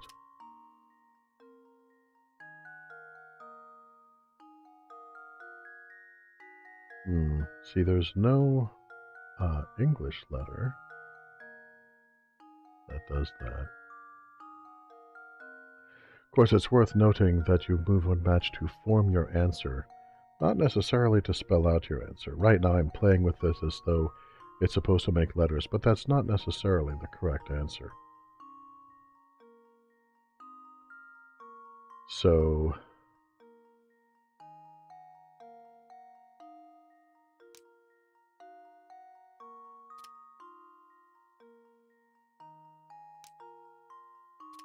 and the answer is hood. Because the boys in the hood are always hard. Don't come pulling that crap or they'll pull your card. Alright. Yes, listening to me do an entire rap song is punishment for shoplifting in some countries.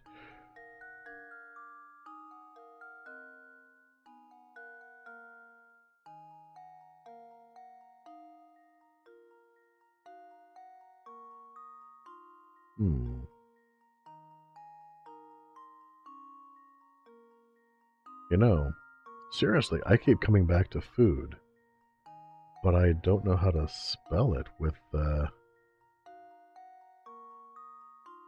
these matches.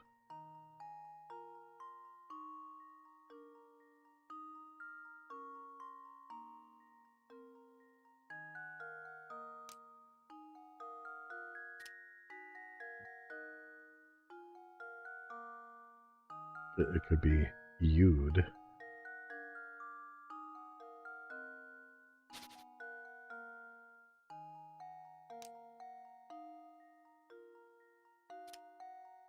Ego.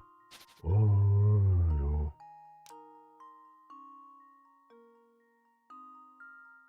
Huh.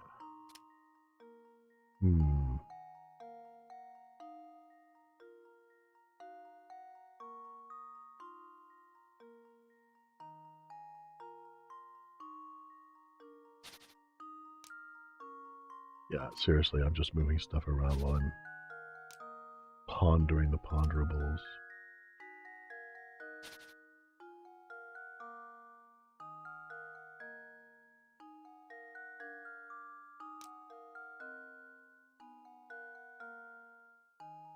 Aha! No. No, that would involve moving... I thought for a moment fuel might be the answer, but that would involve moving too many matches.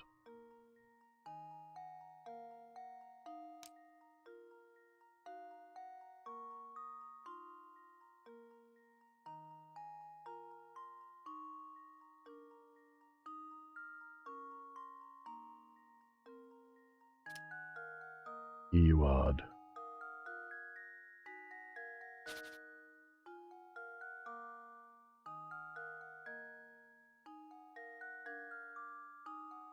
You know, Luke, it doesn't have to be this hard.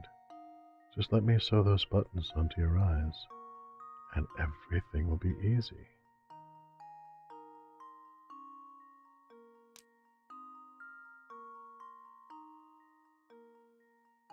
I don't know, Professor.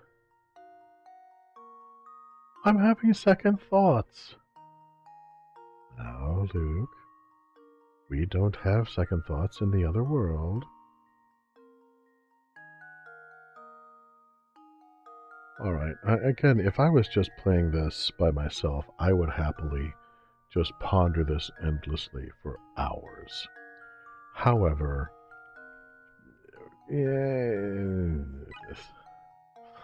I'm going to go ahead and take a hint just to kind of keep things rolling a bit.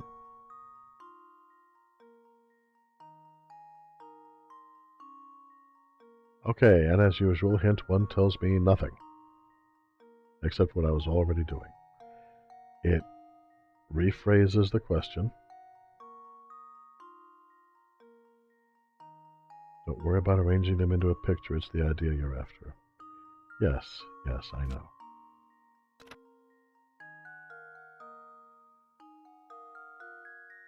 Aha.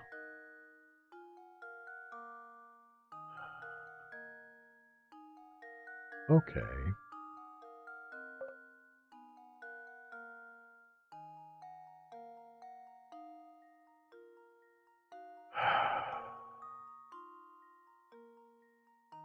So,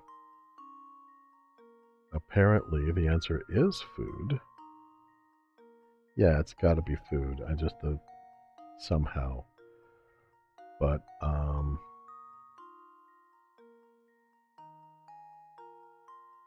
and I played around with this, but that's EU'd.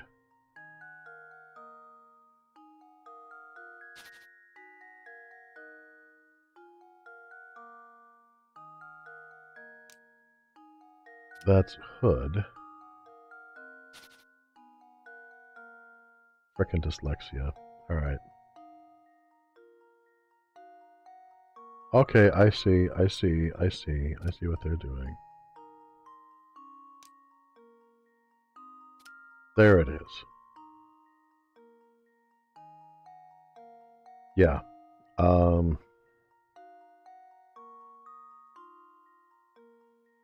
I was not being flexible enough with my thinking. I was still... Yeah. The boys in the hood are always hungry? Yeah. The way that they wanted the F to be formed was throwing me, because I was focusing on English. And it's like, oh well, if you drop below the line, that's improper. And a lot of times I'll just write so that the top of the letters are along the line, kind of have it be hanging letters like in Hebrew, just because that rule always annoyed me. So it's ironic to me that this rule tripped me up now. Yeah, it's pretty sneaky, but it works. So, I got the right answer. I just wasn't sure how to form the matches into it. Because I didn't want to get completely tied up on, oh, it has to be this one answer. But oh well. In a way I overthought it, in a way I underthought it, both simultaneously. I think that's a new record. There we are.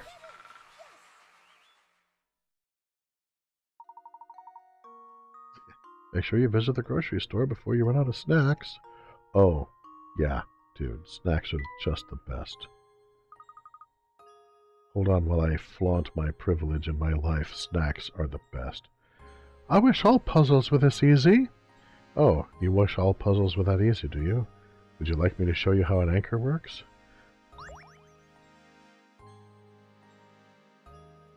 collect info at the cafe. This is closed for the day. We can come back tomorrow.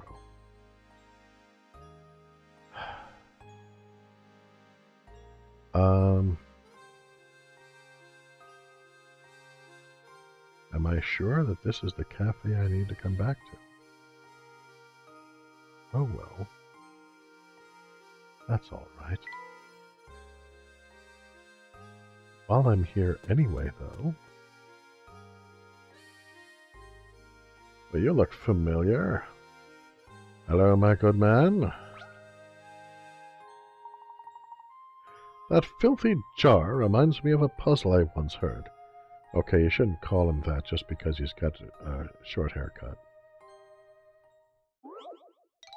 This puzzle is worth 20 picarettes. Bottle full of germs, number 26. Bottle full of germs. Yeah, okay, let's go. A glass jar holds a simple germ. After 1 minute, the germ splits into 2 germs. 1 minute after that, the 2 germs each split again, forming a total of 4 germs. Continuing at this rate, a single germ can multiply to fill the whole jar in exactly 1 hour. Knowing this, how long in minutes would it take the jar to fill the jar if you had started with 2 germs? Okay.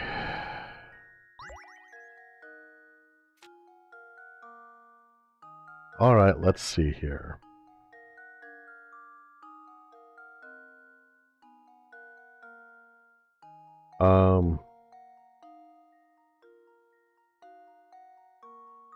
Split takes 1... It's 60... Alright. Look.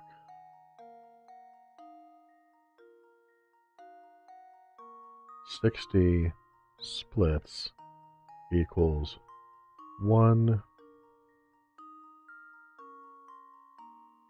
jar," right?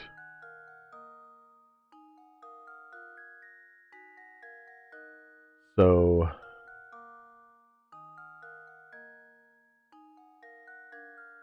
if you start with 2 germs, then you have 59 splits.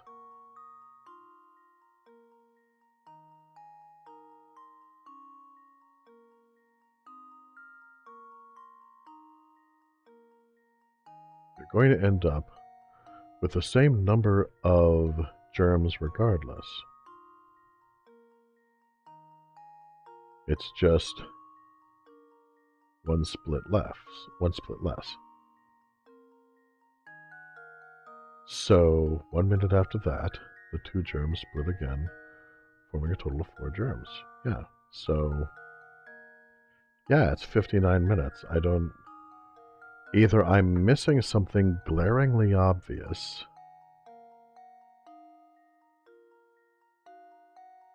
or this really should be worth fewer picarettes. But, you know, yeah, it's just kind of the way that things work in this part of San Mystery, where, you know, the ingenious mind that is me will get tripped up on the most minor crap. But sure, let's go ahead and go with 59.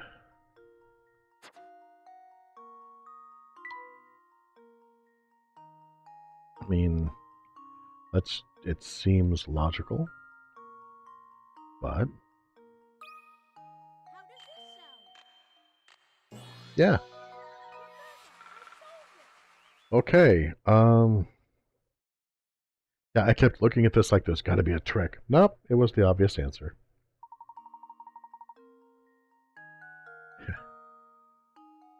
Starting with 2 germs instead of 1 only saves you 1 minute. Well, yeah, I mean, what other answers would be guessed at that point? Are there other answers that people would guess? I don't know. This jar's actually kind of neat.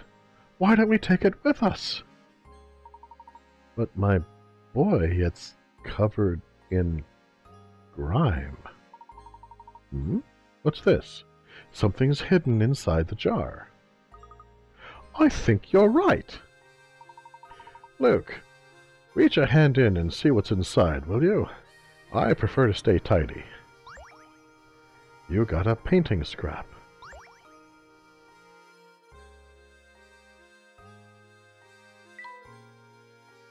What kind of lout just throws garbage wherever he pleases? Reinhold Park, open 10 a.m., shut 5 p.m. Oh, I hate parks that close. Excuse me, so sorry to bother you again. Have you seen Ramon since we spoke last?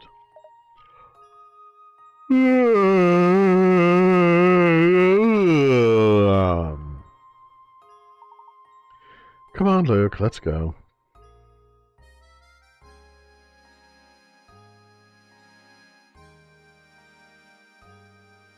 Okay, Izzy the Fool says that last fool was designed to prey on your assumption that doubling any part of the process halves the time. Oh, okay, that didn't occur to me. Awesome. Alright. Well, apparently we need to journey back. All the way back. There's no way we can show our faces in the manor until we find some sort of clue. We must continue to investigate. I couldn't agree more, Professor. Okay, remind me again, where was I staying? Town Hall. Open at 10, shuts at 5. Oh my god! Welcome to St. Mr. A. Last one out, please turn off the lights as you leave. God, it's like trying to find nightlife in Kansas City. No.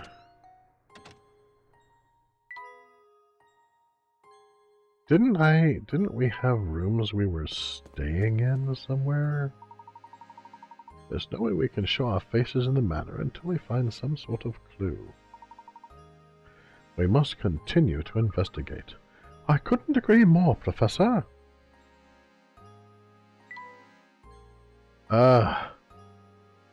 Dude, I just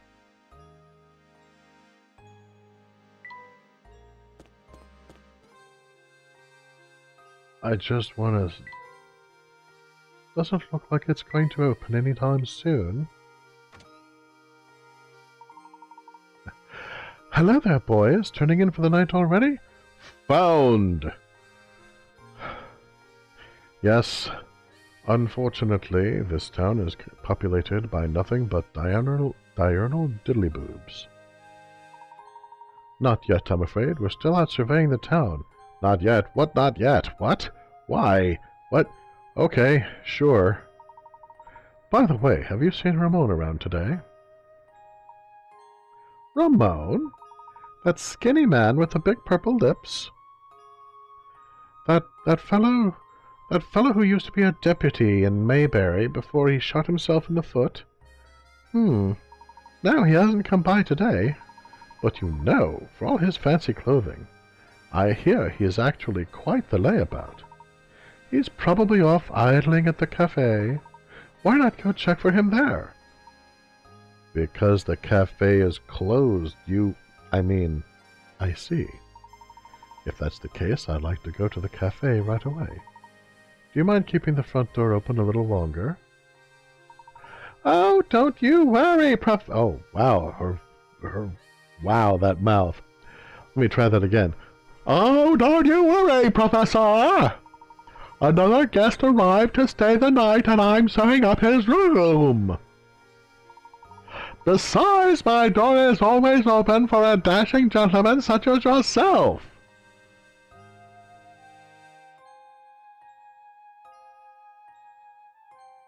Okay.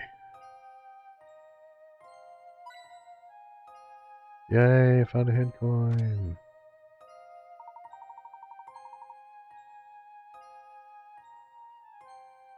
I just need to find the cafe. I am determined to find the thrice cursed cafe. I don't remember where anything is right now. This is the restaurant, right? Yeah, that's closed for the day.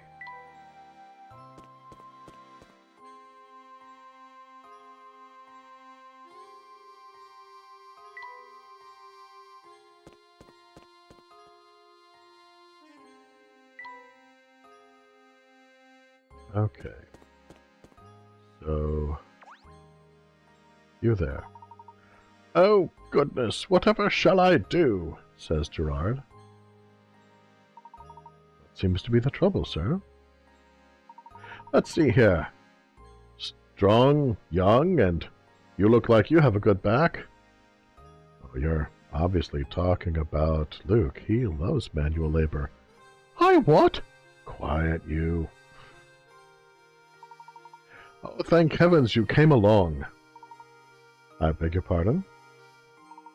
I've searched everywhere, and I just can't find the thing. Please define thing. Oh, I suppose I must have dropped it when I was out strolling by the park this afternoon. I would go search for it myself, but it's gotten dark out there. It is awfully scary out there. And what did you mean, manual labor? Ah, nothing of the sort. Don't worry, child labor is being opened up in many of the states today. It's just that, well, I'm no spring chicken anymore. My eyes aren't as sharp as I used to be. Not since I had these buttons sewn on. Back to what you've lost. So how about it, Sonny? Will you help out an old man and go search in front of the park for me? What? But we're in the middle of our investigation right now. Now, Luke, no need to be rude. After all, the park is but a small ways away. We've already been there. And who knows, we might actually find some new information to aid our case there.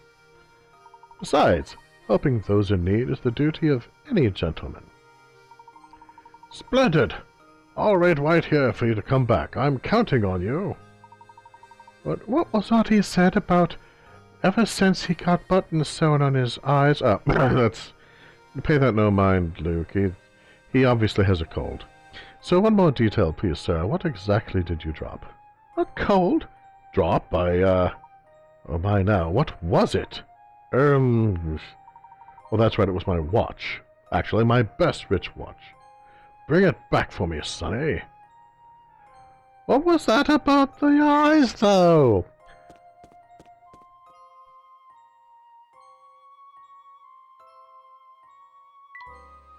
Come along, Luke.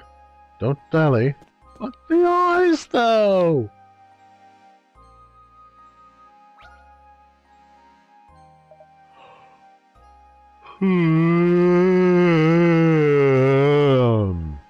Says Deke. Gerald lost something again. I think he's getting kind of slow. He's always dropping stuff. He said it was because of his... Luke, hush. Deke, what were you saying? So, what'd he drop this time? Let me guess. It was a wristwatch, Indeed, he did drop a wristwatch. Because of his eyes! Luke, I said hush. Now, did you pick it up around here? Yep. Well, actually, no. Which is it, please? Well, Beatrice was actually the one to find it. Thing is, it was already late when she found it, so she decided to hold on to it until morning. Go to the inn and you can probably ask her for it. So there you go.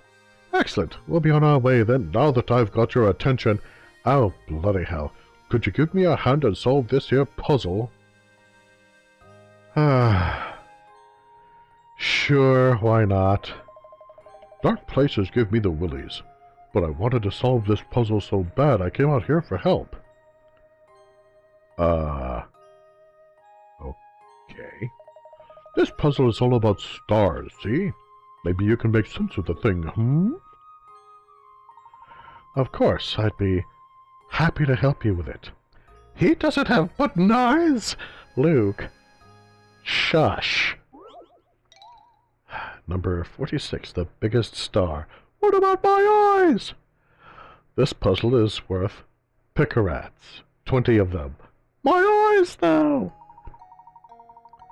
Legend has it that people used to stare up at the heavens and find images of animals or important events in the constellations. Looking up at the star-filled sky here, try to connect the 5 largest objects in space to form the largest 5-pointed star possible. Connect stars by drawing a line between them. Make sure your line doesn't pass through another star along the way. He had to come out to a closed park at night for this? Alright, time to fortify myself with more tea.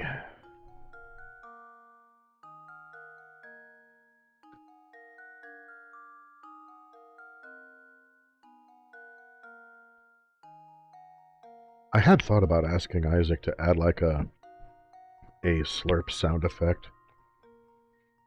So anytime I was drinking, I would just hit the sound effect button, and I decided that that might actually be a little obnoxious. I don't know. What do you guys think? Let me know in the comments. Would that be fun, or would that just be, you know, tooth-grindingly bad? Connect the 5 largest objects in space to form the largest 5-pointed star possible. Does it need to be geometrical?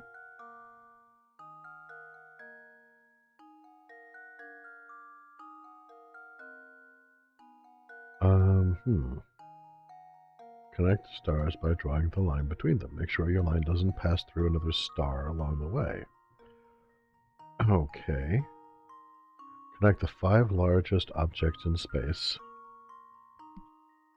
So...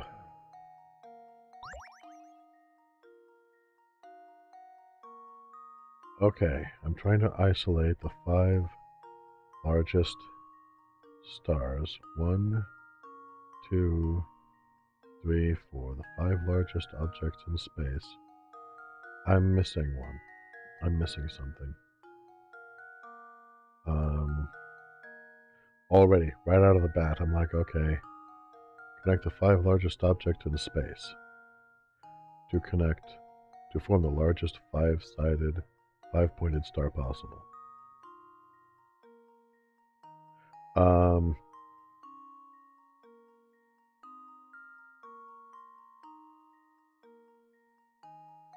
Okay. Well, okay, let's start with the basics. 1, 2, 3, 4 celestial bodies. But I need to collect the 5 largest objects in space. And to my perception, currently there is not a 5th. I have found 4, not 5. Is there a 5th one that I'm missing? Because then you have these other ones that are smaller, and then these ones that are downright teeny. Well, technically further away, but you know what I mean. But I'm looking for a 5th one that's the size of these cats, and I'm not finding them.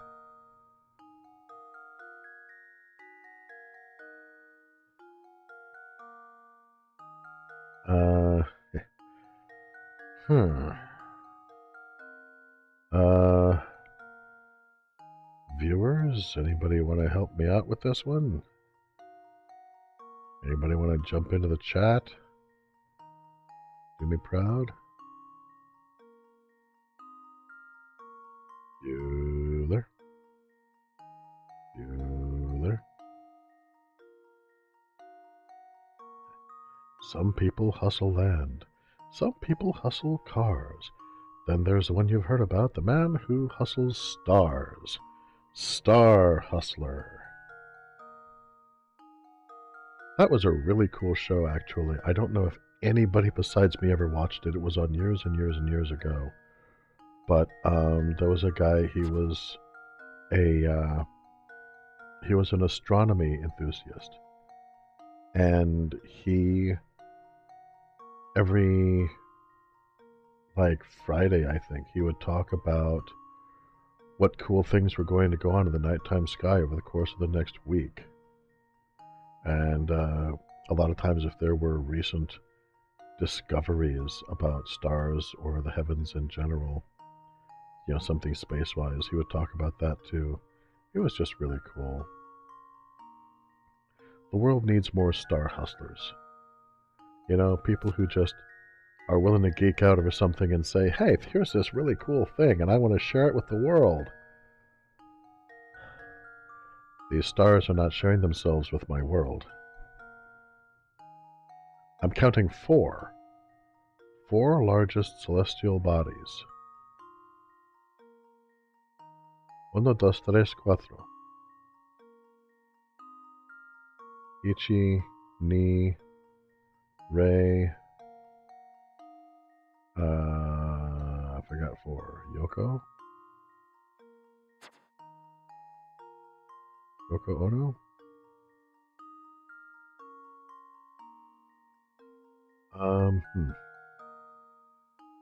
So I'm looking for like a trick. I'm like, okay, where's the 5th? It's like, step 1, where's the 5th larger object in space? Because obviously it's nothing on or below the horizon here, because that's not in space. So, just to reiterate, there's the 4 that I know where they are. And there's 1, it's hiding from me. What does it know? What is it planning? Maybe it's a trick question. Are any of the stars actually planets? Okay, I don't know enough about astronomy to recognize if this is actually mirroring any known constellations. But they're all drawn with 5 points, which generally indicates that they're supposed to represent stars. It's a figurative illustration.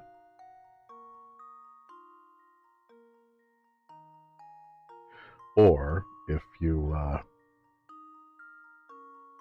you read Lovecraft, it's how the Loigor perceive light.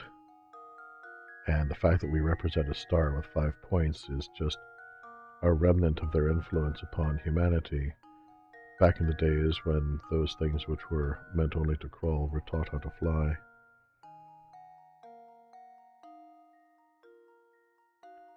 Yeah, I thought about maybe it was a distance thing, but if that's the case, the further ones away would be potentially the bigger ones. But at that point, the tiny ones, there's so many of them. There's so many more than 5. Here's 1, 2, 3, even the medium-sized ones. 1, 2, 3, 4, 5, 6, 7. So, I don't know. Line up the 5 largest objects in space.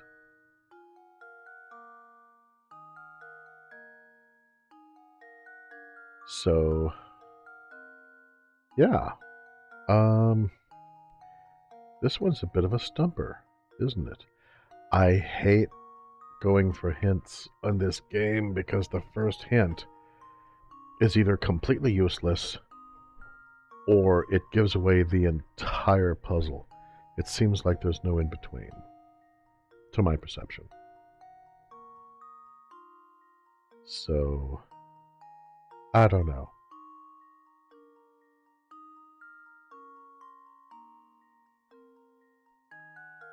Maybe the clue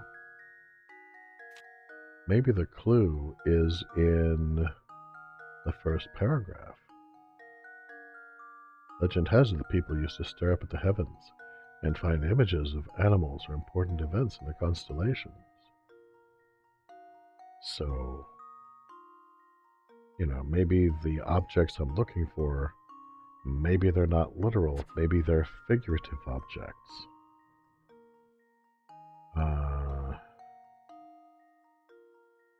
So, I mean, if that's the case, then...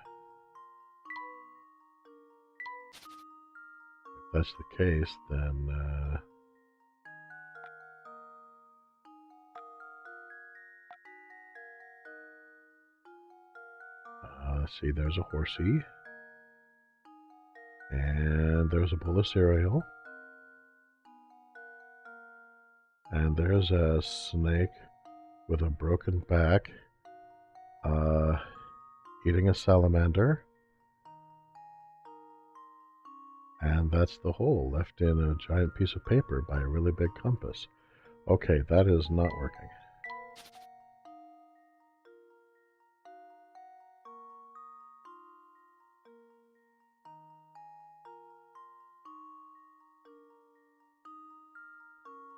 Okay, Isaac says I'm on the right track with the 4 largest stars.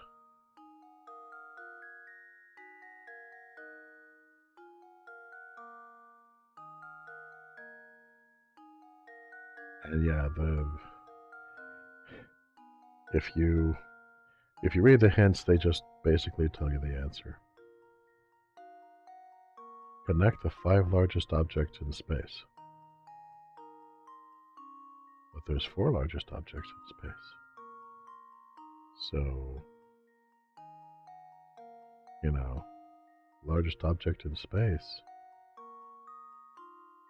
is space itself! Yes! Okay, probably not.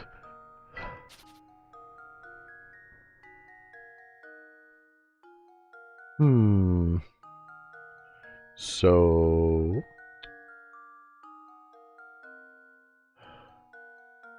I mean, object. Technically, object can be a set of objects. I don't see the moon. I'd go for the moon if I saw her. Because she's, well, partially because she's awesome. But I don't see her. The 5 largest objects in space.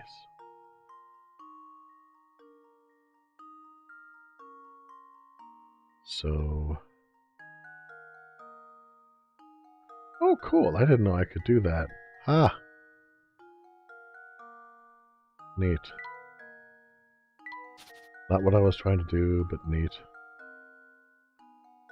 5 largest objects in space. Well. Okay.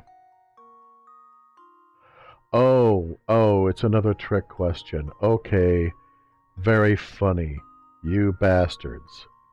Fine. Okay, because the planet is technically in space.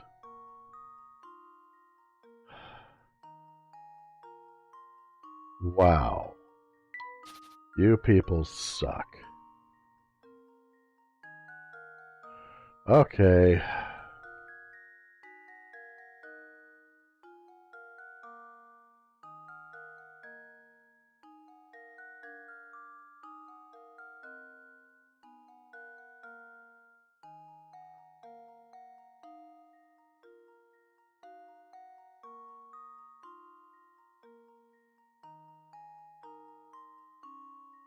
Hail Satan, creator of Professor Layton and the Curious Village. Alright, I'm going to smarten that up a little bit because I'm concerned that this one might actually count against me.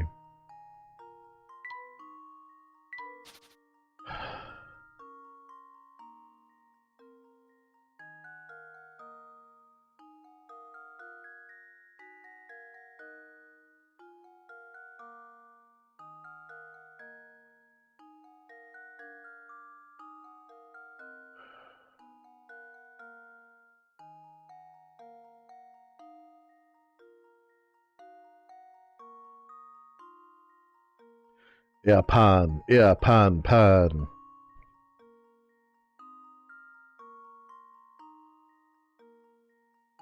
All right, that's right. I'm using the memo right now. I need to actually draw it on this. Thank you for reminding me.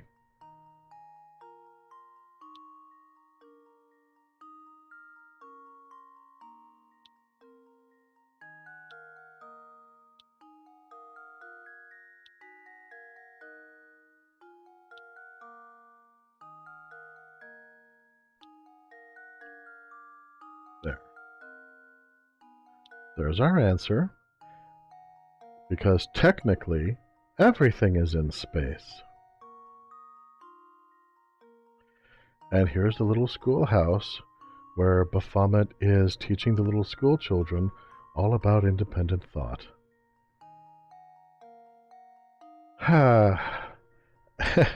You know what? I'm enjoying this game more and more. There we go. Every puzzle has 20 cigarettes. You are correct, sir. You need to connect the 4 stars to the Earth in order to form a star like the one shown here. It looks like people are still finding inspiration in the stars. And inspiration in Baphomet. Hey, thanks a bunch. I can finally go home and catch a few winks. See, the people in Saint San Mystery are not actually lovers of puzzles. They're just obsessive compulsive. And once there's just a few people in the village who are absolutely evil, they know that all of these folks can't let go of a conundrum once it's given to them. And so you just have this smartass like that valley girl back on the corner, and she'll just go up to one of these poor people and she'll be like, "So, did Adam and Eve have navels?" And then she'll run away cackling while they're lying in bed for days, staring at the ceiling. For the sake of the people of Saint Mystery, for the sake of the world, we must find those sadistic swine and destroy them.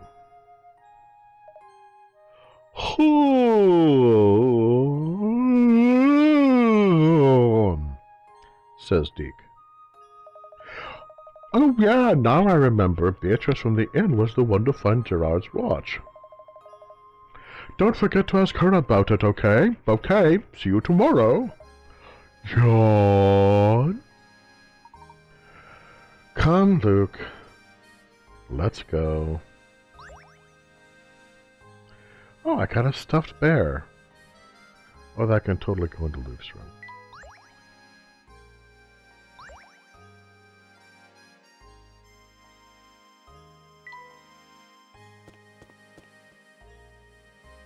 Ironically, when there she is the one behind all of the mystery in Saint Mystery. You notice she's not worried about staying out at night.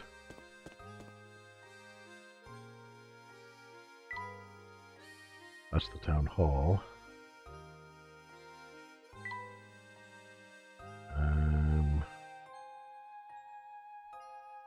I think the inn is this way? Yeah, here's. I think this is the inn. Yes. Not quite, I say for no reason in particular. I heard word that you found a wristwatch out by the entrance to the park. Oh, that old thing! Does that belong to you, Professor? Oh, no, it's Gerard's. He dropped it today while wandering about town, and asked me to help him find it. Why am I not surprised? That man sheds more stuff than a cat sitting by a fireplace! All right, then, here's that watch. You know it figures that it belongs to Gerard. Good God, this woman's mouth. She's just going to eat me. She's just going to swallow my head. I was just thinking to myself, the professor is far too fashionable with this old thing.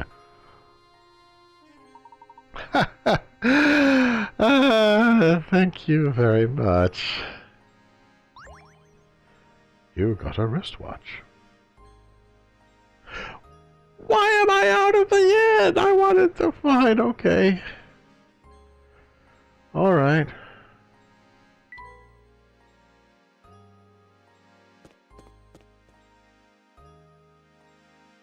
Not guilty, Gerard. Oh, so you found my watch, did you? Says Gerard. But of course, a gentleman always helps those in distress. Speaking of which, we're still quite worried about Ramon's whereabouts and should probably return to our search now. Yep, Saint Mystery is strange like that. Despite its size, it can be quite challenging to find people. Sometimes it feels like running in a darn maze. Speaking of mazes, you ever heard of this one, Sonny?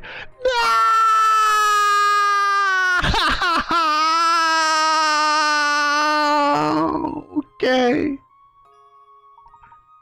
But we really must be... number 47 on the run. This puzzle is worth 40 picarats. And roll 2d6 sand. A mysterious bandit is on the lam and trying to escape the police who are hot on his trail. His entrance into this part of town is marked with an arrow. This particular bandit follows a peculiar creed and has vowed never to go backward or turn around. Additionally, whenever he meets an intersection, he will always turn left or right. Now, as you can see from the map, this part of town has multiple exits, which are labeled A through G.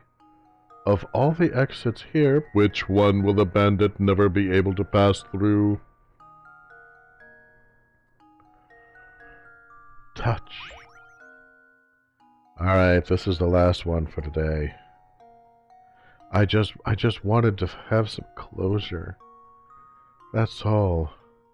I just wanted some closure. I just wanted to know that we had reached, like, a good pausing point or the end of a chapter. I just want to know about my eyes, Luke. We'll talk about that later. Why can't we talk about it now? Now, Luke, remember, not being in the closet is a privilege, not a right. Yes, Professor? Right, so, looking at the puzzle itself, we'll never go backwards or turn around. So let's hit memo. And whenever he meets an intersection, he'll always turn left or right, never forward. So G is a possibility. Okay, let me try again. Sorry. I think the place is getting to me. But you're so close to Ramon. Maybe. Okay. Right. Focusing. Okay.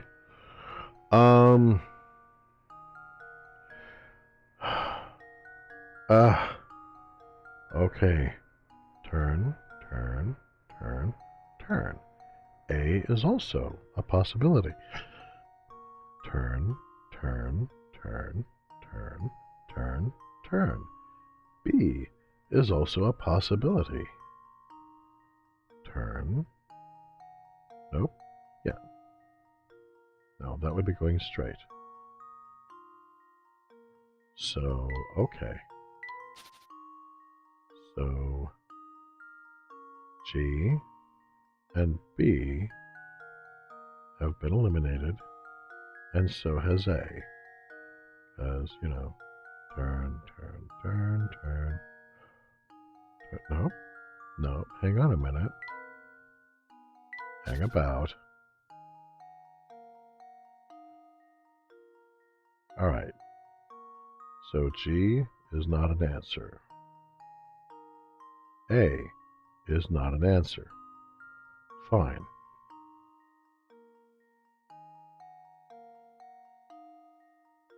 B.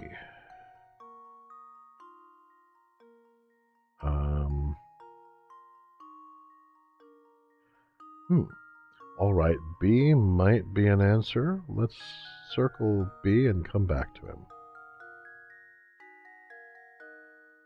Now, turn, turn, turn, turn, turn, turn.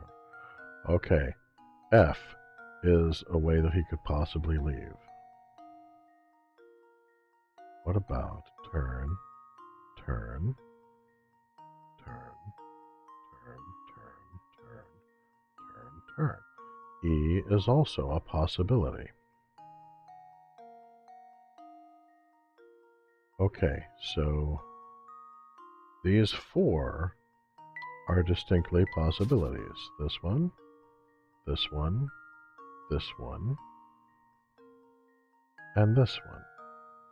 So let's keep going. So what if I like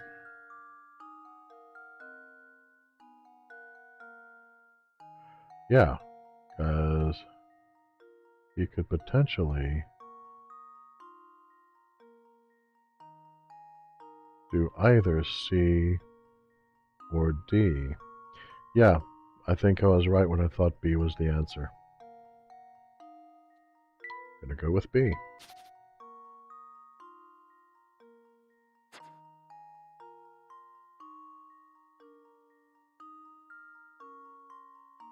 And submit. Here's my answer. There we go. Another puzzle solved. 40 picarats. I wonder if picarats are 4. If I knew once, I've forgotten. That's right.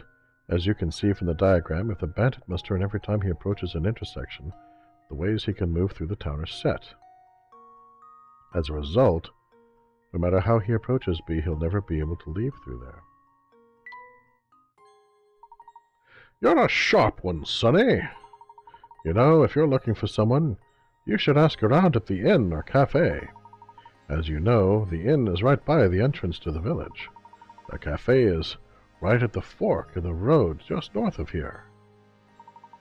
We've already searched the inn, but checking the cafe sounds like a good idea.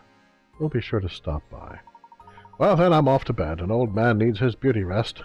Thanks again for your help. Think nothing of it, sir.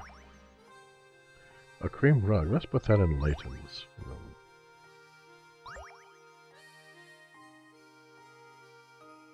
Okay.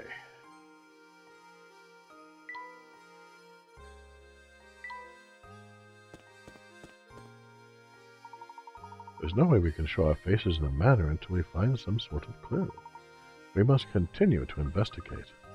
I couldn't agree more, Professor. I can see your point very clearly, since I, still have my eyes. Luke, we'll talk about it later.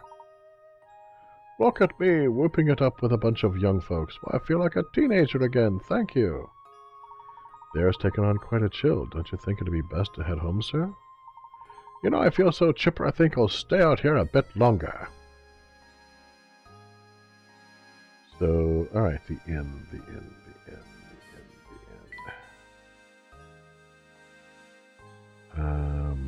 No, the cafe.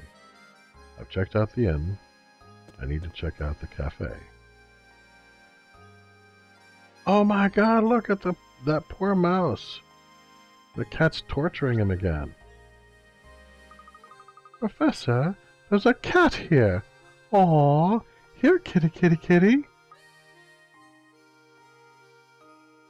The cat can't help you this time, Luke. What? Nothing. Animals are very dear to you, are they not, Luke? Well, I have just a puzzle for you then. What was that you said before? No, pay it no mind. Puzzle number 48, Cats and Mice. 5 cats can catch 5 mice in 5 minutes. With that in mind, how many cats does it take to catch 100 mice? How many cats does it take to catch 100 mice in 100 minutes?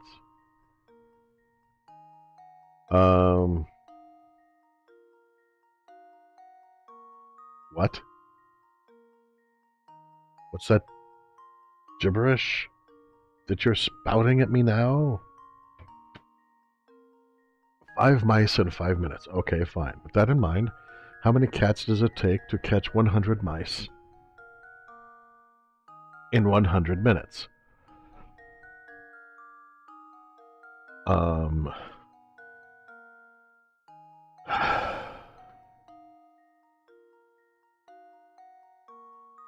Okay. And meanwhile, this cat's just wandering in and out of Saint Mystery as he pleases. No, I think that this is actually very kind. When was the last time that you gave your dinner a chance to get away from you? Well, what should I call you? Oh, it doesn't much matter. I don't use names. Well, what if I wanted to call you for dinner? Just a call of dinner would suffice. With that in mind, how many cats does it take to catch 100 mice in 100 minutes? Well, that depends on why it takes them a minute per cat per mouse in the first... Okay, that's probably overthinking it. Yeah, the fact that this is cats and mice is a distraction. This is just... It's a mathematical puzzle. It's a question of relationships. 5 cats can catch 5 mice in 5 minutes.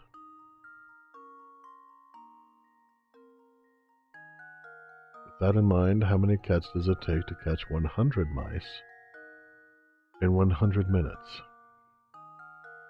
You know what this reminds me of? It reminds me of, like, when people would talk about orchestras and be like, okay, so if a 30-person orchestra could play the minute waltz in 1 minute, how fast could a 60-person orchestra do the minute waltz? It's like, no, that is not how that works. I feel like it's a similar situation here.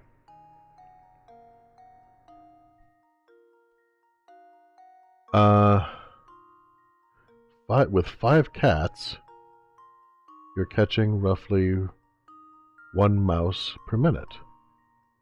So with 5 cats, you would catch roughly 1 mouse per minute. So logically, the answer should be 5.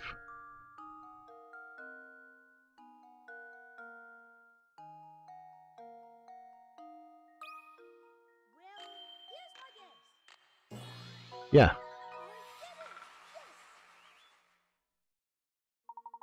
5 cats.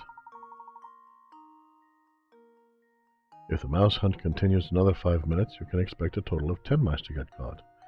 In other words, the same 5 cats catch 10 mice in 10 minutes, 20 mice in 20 minutes. It's simply a matter of how long the 5 cats work. That is a huge pile of rodent corpses. They're not even hungry. They're just here for the slaughter. Wonderful job there, Luke. You've got a painting scrap.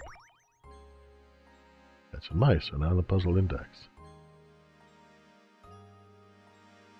You know, the mouse is just... I'm starting to think maybe I was right the first time. The mouse has back problems and the cat's just trying to help him out. I don't know what it is about cats, Professor. I'm just a big softy when it comes to them.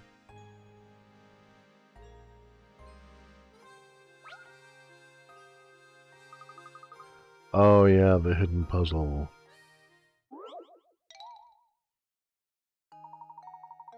The worm bow. I will not seek to answer the worm bow. Solve it later. I have to go back to the cafe, so I can go back to the inn. So I can get back to the cafe, so I can get back to the inn. So I can get back to the cafe, so I can get back to the inn. Lucy. Good evening to you, sir. It's almost my bedtime, but I've got one more puzzle for you. Want to see it? This puzzle is worth 20 picarets. What on earth is this message getting at? The following is written on a piece of paper you picked up. Blank is 1,000 times blank. To turn this strange message into a proper sentence, all you need to do is fill in the blank with a single letter of the alphabet. But what letter could it be? You'll need to use the same letter for all 3 blanks.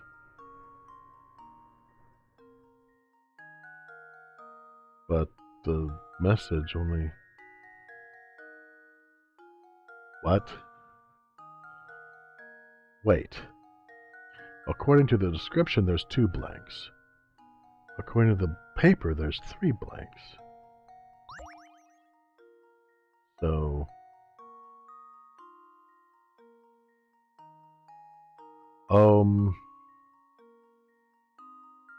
Okay. So let me think back to my Roman numerals.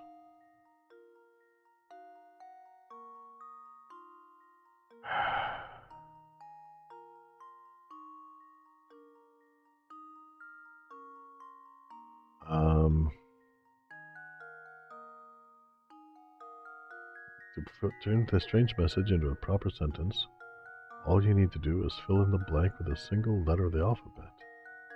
You need to use the same letter for all 3 blanks. Ah, man.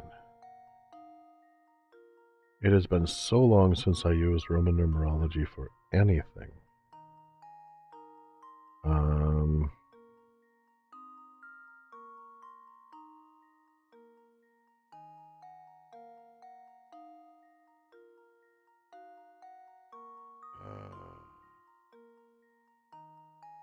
If that's even the way to do this. I mean...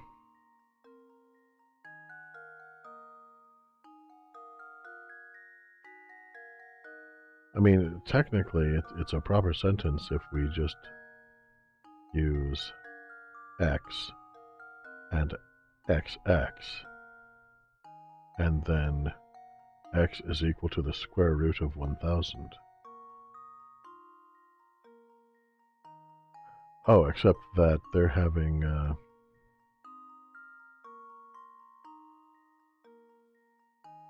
Yeah, actually the way they have that set up, I don't think that would work, would it? Okay. Good golly, Miss Molly.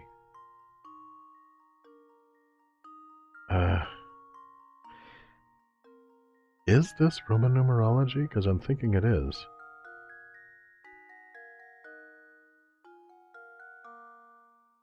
So... Alright, I'm inviting... I'm gonna go for a hint here.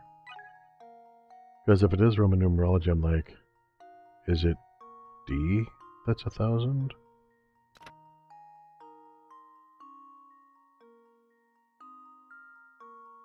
Okay, yes,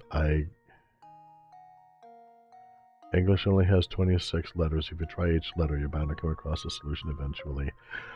Yes, technically that's true, but I was hoping to have a more graceful way of handling it than just, derp de derp de derp de derp. Oh, so it's a 4-digit numerical combination, is it? Very well then. I am a master at solving number puzzles. 0001, 0002, 0003. But apparently that's the point of the puzzle?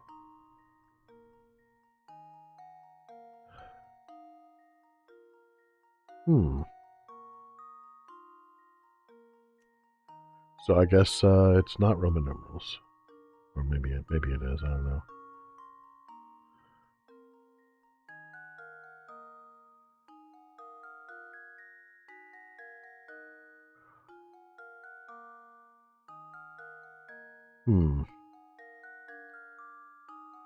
Or maybe, okay, surely an O is not considered to be a 0 for purposes of this statement.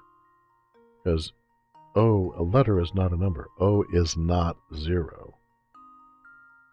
Here, there's a reason why, for years now, it hasn't been just people who worked in computers who differentiated an O from a 0 by crossing the 0 and leaving the O as was. Or, in some of the really old instances, there was a dot in the 0.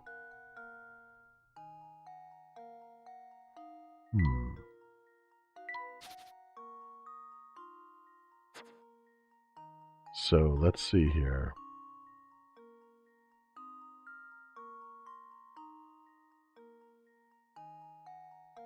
So in my mind, I've run through the alphabet as the hint suggested, and I don't have a solution. I mean, if you leave it unsolved, you could put an X, and it is a proper sentence. It's a proper mathematically structured sentence. Because any equation within mathematics is simply a sentence indicating relationships through the use of symbolic logic.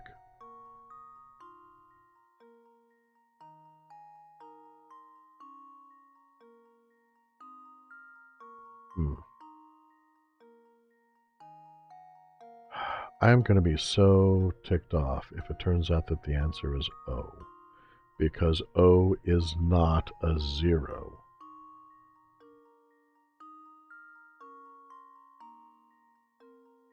But right now, that's all I'm looking at, based on the information that they've given. So, it would basically turn the puzzle into a lie. But I'm going to try it.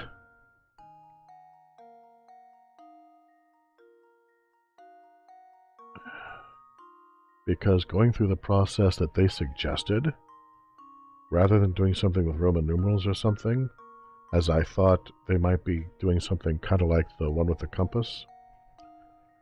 Oh, I'm gonna be so ticked if it turns out O is the answer. There we go. No. Okay. How embarrassing.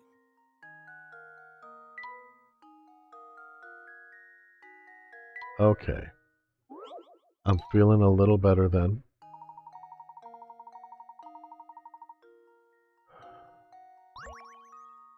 So...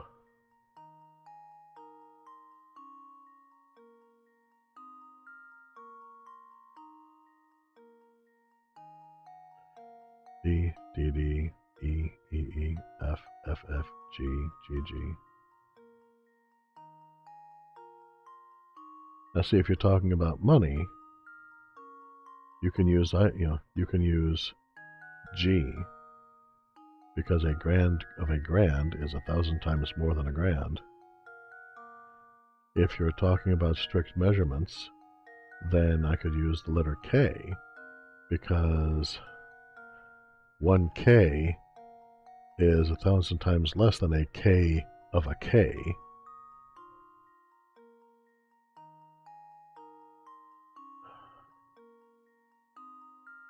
L, L, L, M, M, M, N, N, N, O, O, O. Mercifully, they did not cheat and have it be O.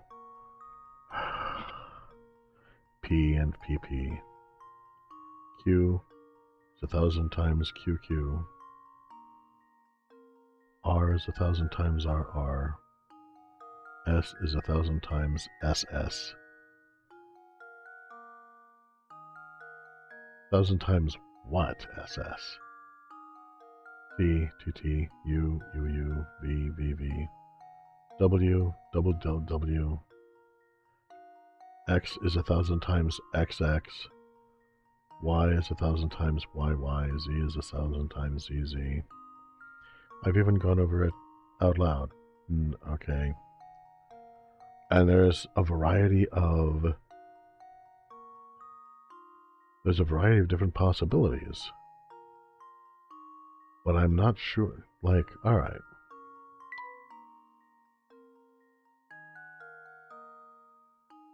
K is logical and correct, but is it what they're looking for? No. Frankly, I'm ashamed. Okay. G also works. G is logical. Let's see if it's G. Here's my answer. Oh, Thought damn dyslexia. No, I was reversing it. That's the problem.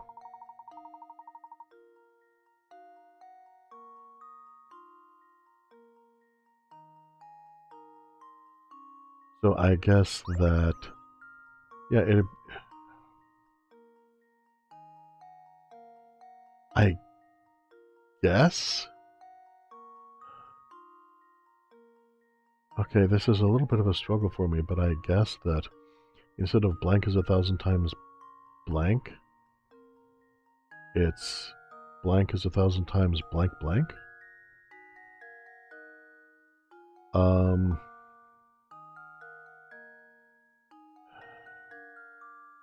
Is 1,000 times,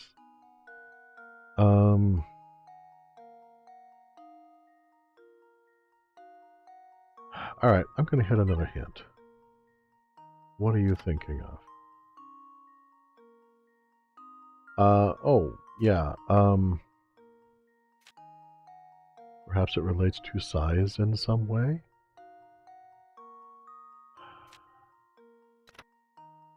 Puzzle deals with units. Any letters used to indicate measurements of length.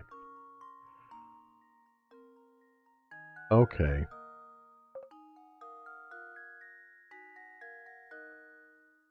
Okay, it's M because it's talking about the metric system.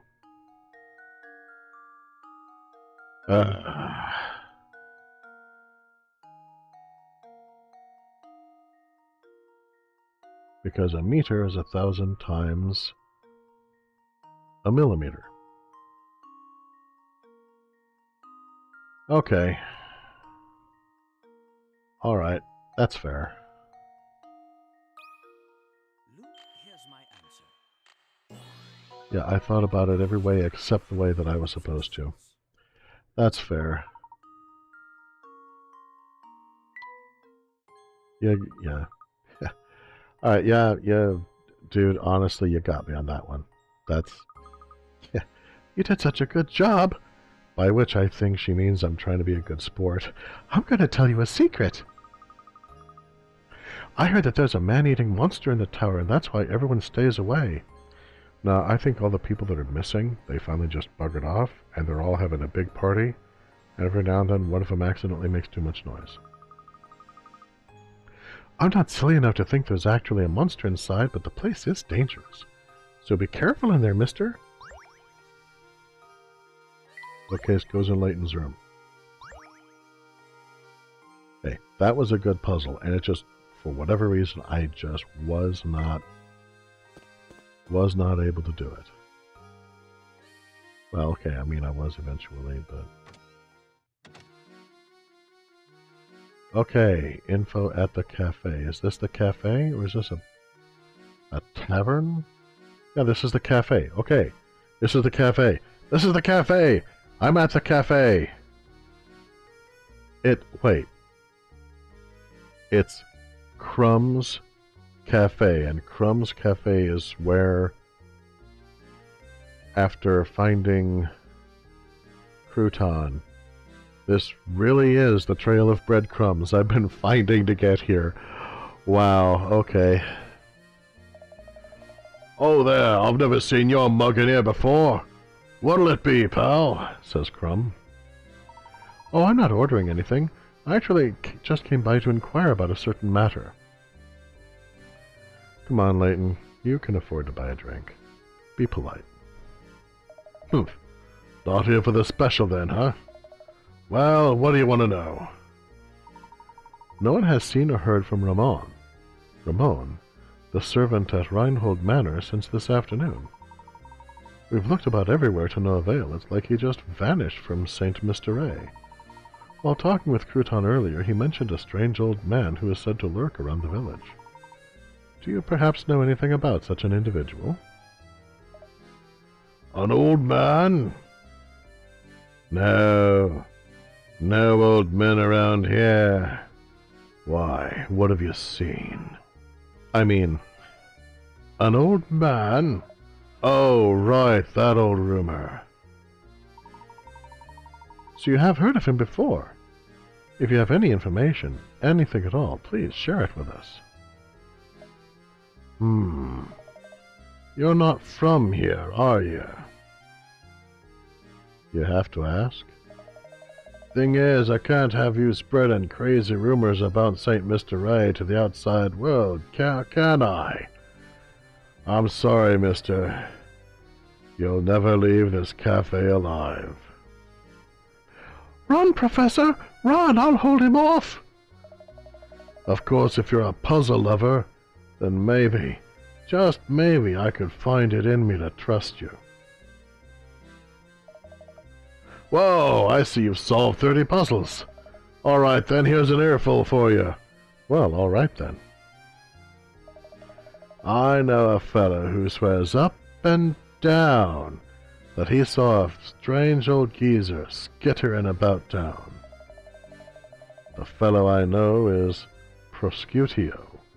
He's a wee one, but he's got the appetite of a wolverine. I see. Well, do you know where we might find this Proscutio the Scuttler? Can't say for sure, but at this hour, well, he's probably at home snacking on something. His house is on the road that winds up north from here. Why don't you go and pay that walking icebox a visit?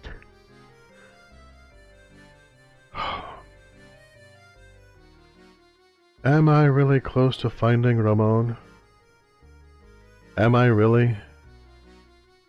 Does anyone know? I am a man adrift. I am lost at sea. I am a castaway, the flotsam and jetsam of puzzles incarnate. Zapon. Oh, fancy meeting you here. I've got a doozy of a puzzle right now. It's harder to crack than a coconut. Yeah, seriously, I think it's that one valley girl on the corner. She's just torturing these people. And who knows, it might even have something to do with the case you're investigating right now. If you think you know something, you could just tell me. So what do you say? Help a fellow detective out, will you, brother? What exactly have you been detecting? Who have you been sleuthing? Explain this to me. All you've done is ask me to solve your problems for you. I mean, of course, I love solving puzzles. I'll do everything I can. That's all very interesting, but I do believe there's been a mistake here. I'm no detective, you see. Say no more, undercover and all that, yes. Very well, but I do know a fellow sleuth when I see one. Us being in the same trade and all, I suppose it couldn't hurt if I let you have a look at this puzzle. What? Okay. Why? I don't. All right. This puzzle is number 51, the Town Barbers. This puzzle is worth 10 picarats. I am one more mandatory puzzle away from my next big lead. Oh my god. I don't know if I can go on.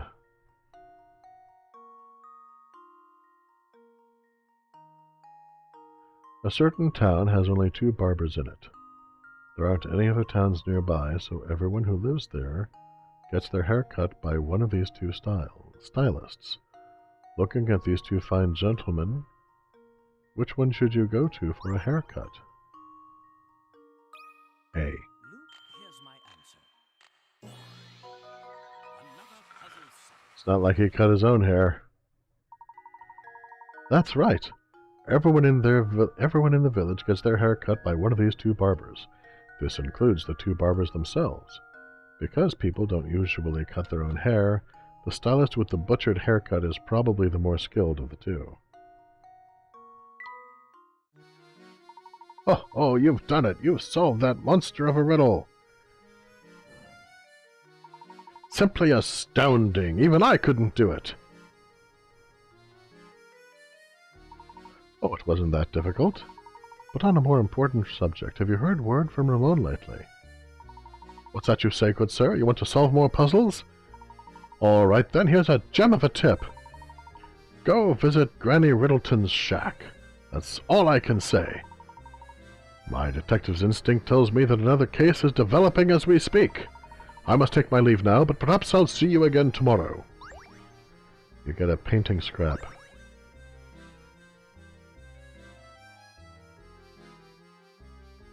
I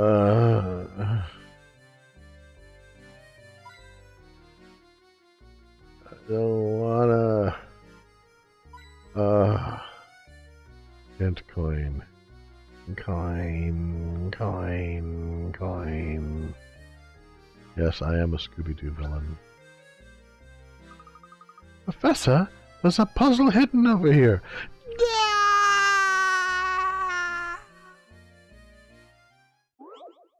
This puzzle is worth 20 picarats. Number 106.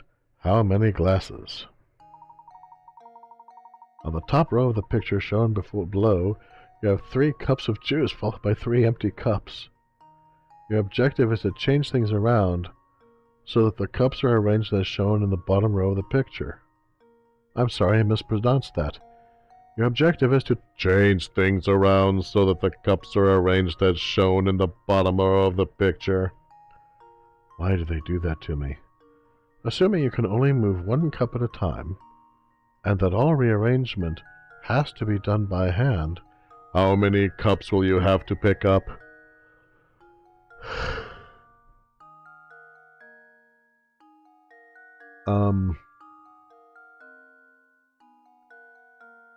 Okay.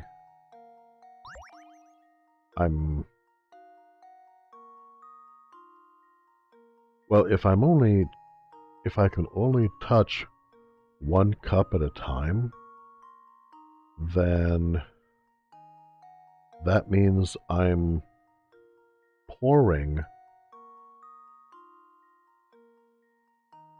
liquid from 1 cup to another. How many cups will I have to pick up? 1. This one. And I take this one and I pour it into this cup.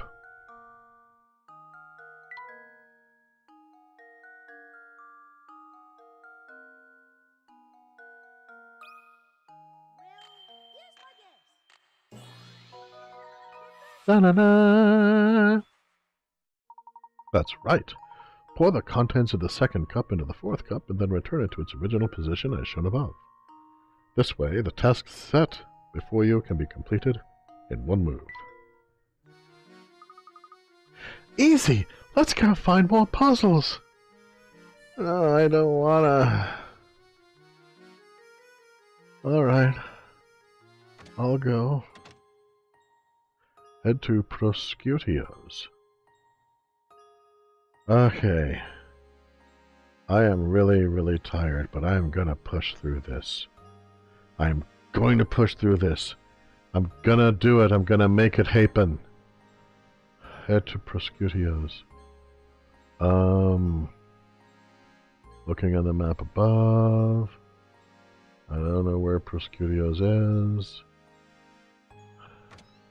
Gonna ask this fellow again. Where's Prosciutio's? Prosciutio's house sits on the road that winds up north from here. You ought to go pay that walking icebox a visit.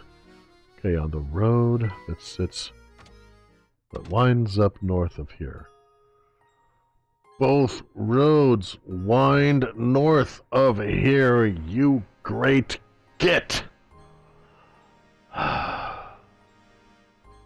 Alright. Alright, hang on,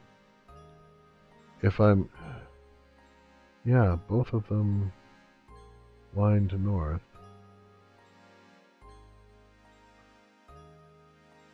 I don't understand what...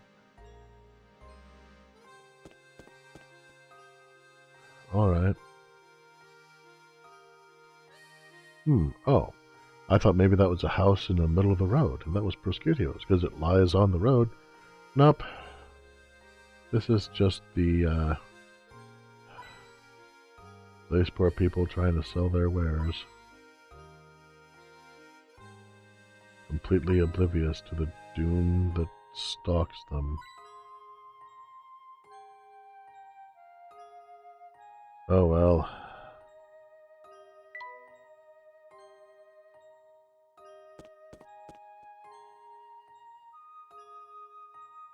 There's that guy. He was shaking his fist and screaming at clouds. Now he's shaking his fist and screaming at the moon, I guess.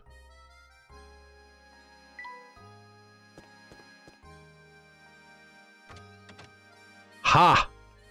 Found Prosciutto's. Dude. Alright, I'm not gonna criticize his manners because he's in his own damn house. A gentleman does not go into somebody's own house and just start telling them what's what. He tosses their house like a Caesar salad, completely ATFs the place looking for clues, before even bothering to speak to him. That is how a gentleman handles things when he is a player character. Look, it's a hidden puzzle. This puzzle is worth 20 pickerats. The image below is of a tetrahedron that has been disassembled so that each of its 4 faces lie flat. Which of the triangles should you insert in place of the question mark so that when the tetrahedron is put together, both the red and blue lines continue unbroken from one face to another?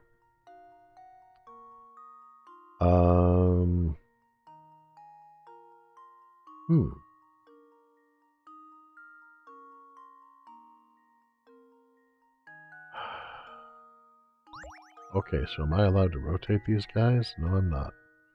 I have to try to imagine the spatial relations involved.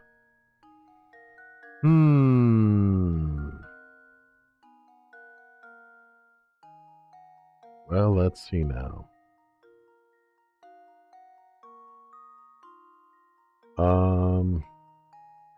So judging by the distance between this red line and this blue line, I'm gonna be going with it's either B or C. If I flip this up, that away.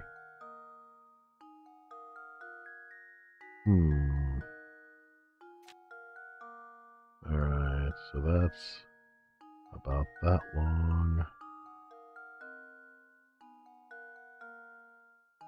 That long. That long. That is not nearly as hopeful as I had hoped.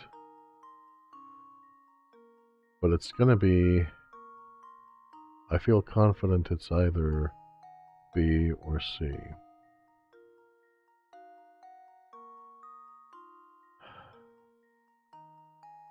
So, if it's B... Well, alright, hang on a minute. The blue line is distinctly closer to the red line above than the red line below. And it seems like it's roughly equidistant on this one. Oh, and this one. Well, poot. Okay.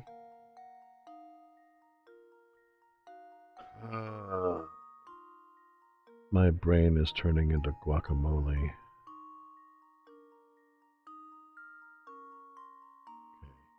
Blue line is in the middle, roughly. Blue line is in the middle, roughly. Red line, 1 notch from the end. Red line, 1 notch from the end. Red line, 1 notch from the end. Red line, 1 notch from the end.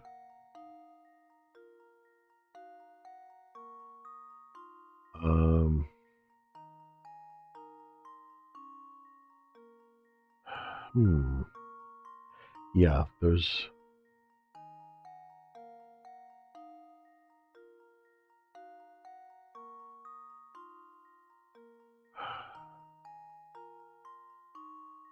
main distinction at a glance is just the angle of line once it enters the potential substitutionary triangles, the sub-triangles, if you will.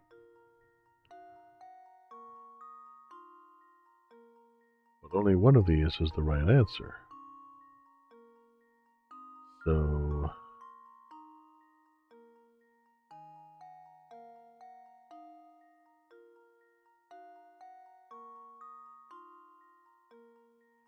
yeah, okay, I'm missing something. Because it's not like they're... okay. It's not like the angle of the blue line or the red lines always continues on in a straight line. So, if one of these has... it's not going to be the angle of the blue line that solves it. Because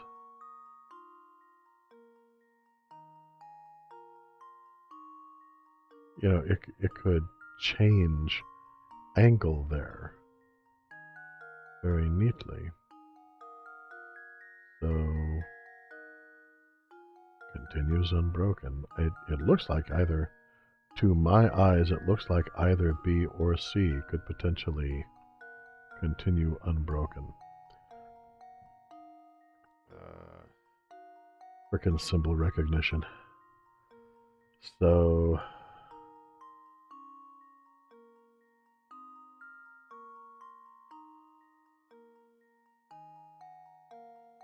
yeah, Hazy the Fool says, final boss of the extended stream is spatial related. That checks out. Yeah, it does. Okay, you bastard.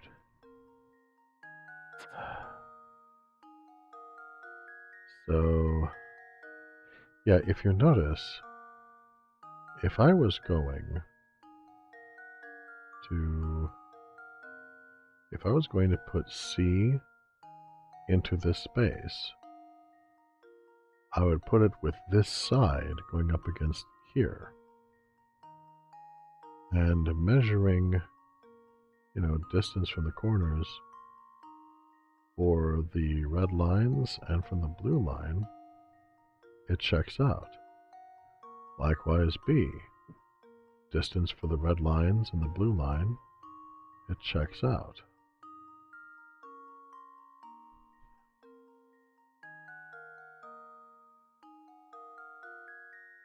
So let's see, I'm trying to rotate this in my mind, but my brain is just not designed for that type of visualization. So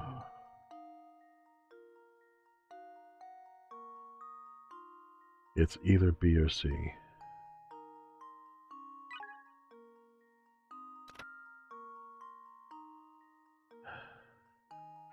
And yeah, hint 1 already tells me something I'm already doing, as usual.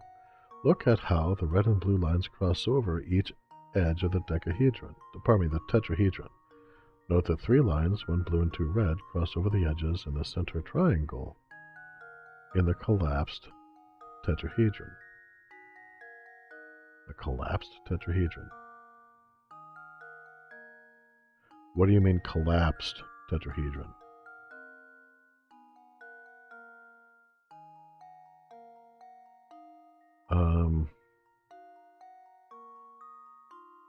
Oh, wait a minute.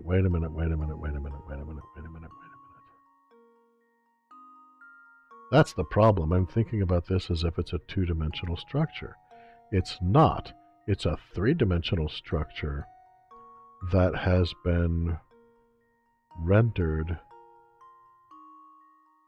temporarily into a two-dimensional shape.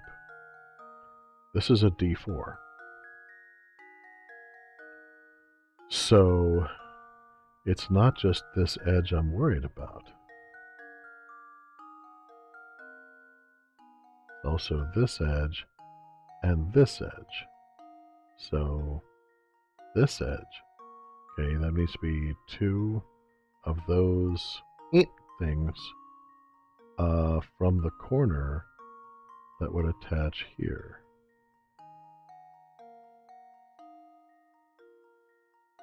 So,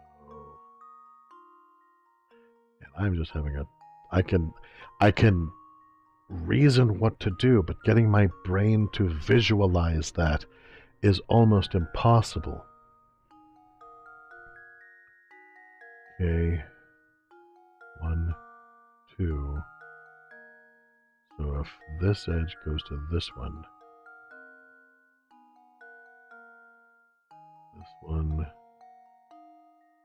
then this edge matches with this one. 1, 2.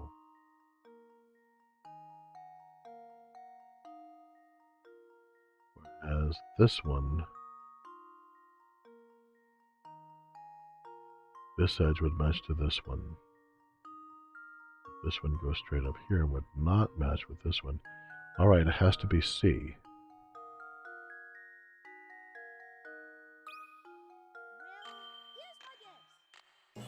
Yes!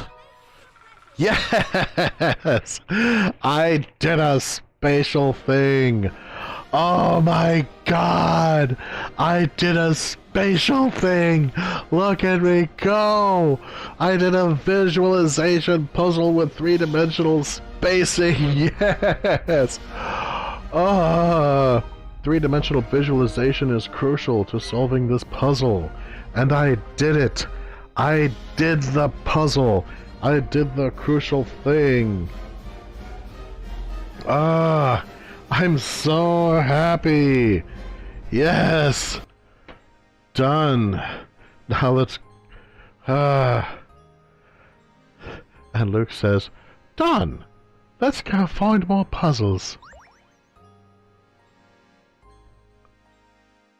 Let's just talk to this guy. Hey, what do you want? Start jawing so I can get back to dinner. Oh, you're just rude. Okay. But that cannot take away my victory! Yay! Okay, I'm done. Alright. Focusing. I heard from a fellow at the cafe that you witnessed a strange old man prowling about town. Could I ask you for a more detailed account of what you saw? Okay. I think it was something like 4 days ago.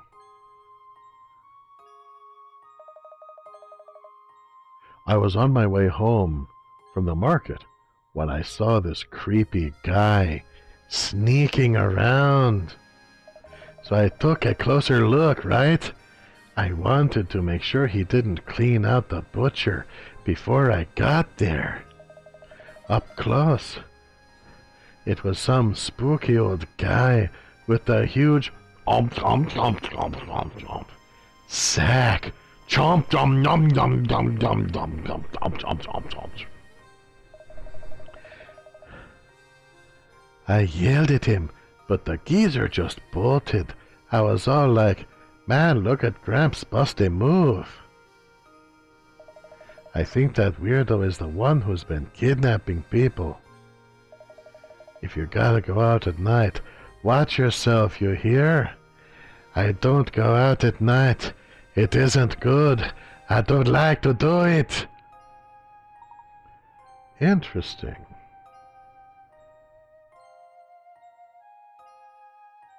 Any more? Yay, hint coin. I am in desperate need of hint coins. I only have, like, about 30 left. And frankly,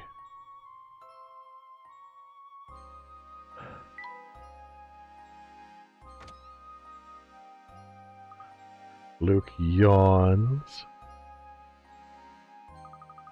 Oh gosh, sorry, Professor. It's not the investigation is boring or anything. I'm just a little sleepy. It's gotten late. Let's report our findings to everyone at the mansion and wrap things up for the day. Professor! Look over there! Oh, okay, apparently Ramon is special delivery as opposed to COD.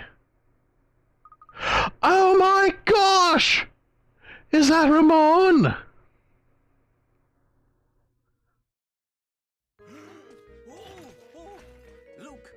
Luke! Hold it there. Sir, hold it there! Right behind you!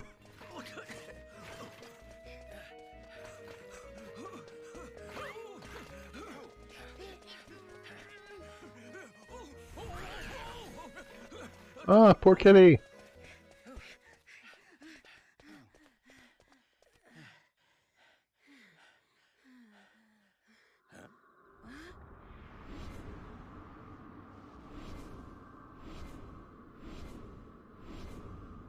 My word.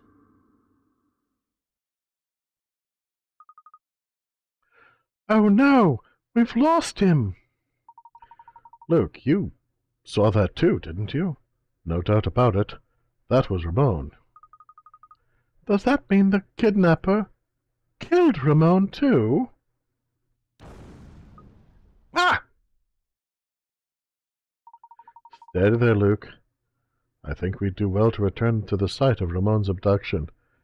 No, I was just gonna go to the museum, the mansion, and I was going to rest. The kidnapper may have left a clue behind, you see. Ah, very well, Professor. Right. Lead on, Professor. You always know best. Mysterious rumbling was added to your list of mysteries. We need to go sweep the site of Ramon's abduction for clues. You're absolutely right, Professor. Professor, look at this!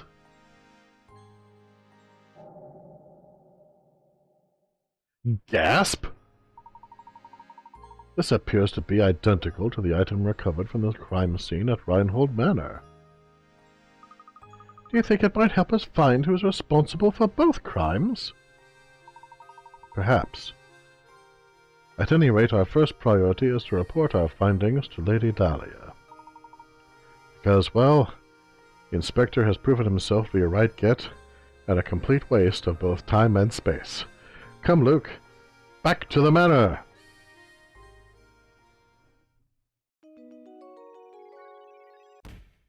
Chapter 4, Night Falls, is solved! Yes! Woot! I am a very limp and boneless coyote. Oh, there's more reading. I don't wanna... Alright. Because I love you, my viewers, I soldier on. Roxas, to the mansion! After witnessing Ramon's abduction, the Professor and Luke returned to the manor to report their findings. We have urgent news. Ramon has been abducted. I just want to go home. Okay, I need to find a quitting place here. And I don't see the suitcase, so I can't do it yet. What? Who? How? I must inform Madame at once. Madame, I'm informing you at once. Something terrible has happened. Emergency. Emergency. There's an emergency going on. There's still an emergency going on. So are you saying that Ramon has been involved in some kind of foul play? Says Lady Dahlia. No, we can't be sure of that yet.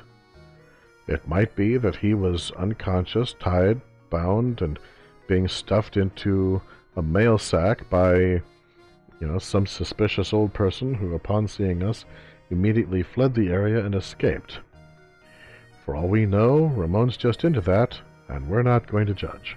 However, time is of the essence. We must organize a search to locate him post-haste. Mr. Layton, what's the meaning of all this? I'm so sorry to everyone who has ever lived anywhere near the United Kingdom. I am so very, very sorry. Why do you insist on whipping the town up into a frenzy? Mary Poppins! The situation has changed recently, Inspector.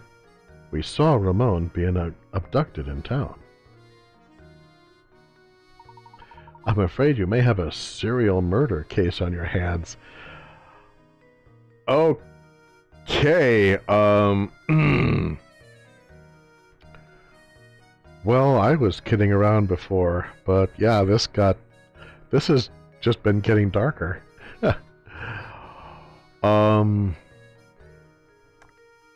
Yeah, Saint Mr. A and the son of Sam. We must rally the people of Saint Mr. A and organize a search. Mr. Layton, last time I checked, this was my case, not yours. Again, I'm very sorry. It's too late to start looking tonight. We'll organize a search first thing in the morning, after the killer's had time to finish him off and dispose of the bones. I don't like bones. I'd like to avoid them if I could, you understand. We've no time to debate whether or not to wake a few sleepy villagers. While we sit here bickering, poor Ramon may already be... everyone, your attention, please! Poor Matthew. No matter how hard he flaps, he can never quite get off the ground. He's like a baby bird bearing incredibly bad news.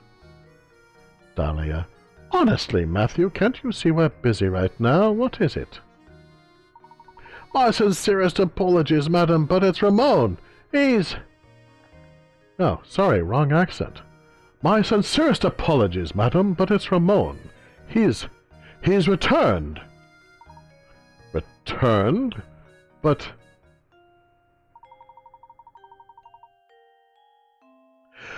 And Ramon, yes, after the professor honored us with a visit, I went to the market to do the shopping. Why do you ask? Just what is going on here? And I love the professor's just constantly frozen smile while he asks this. He's just like long-suffering. Like when you've backed up your friend finally getting to perform his music in front of a crowd, and he comes out with an accordion and starts belting at the height of his voice, Lady of Spain, I adore you, and you're just there with this pained smile on your face, just like, I'm supporting my friend. That's the kind of smile that Layton has here. Layton, just what is going on here? There you have it, Layton, says Chelmy. Now will you finally leave the detective work to the detective? But we saw it! We saw it happen right before our eyes, says Luke. Ramon, don't you remember any of this? That's enough, Luke. But, Professor, no, he was... I must... sorry. I saw the inspector, and I immediately went back into chimney-sweep mode. Layton, I must apologize, Inspector Chelmy. It was dark out, and it seems that I was mistaken in what I saw.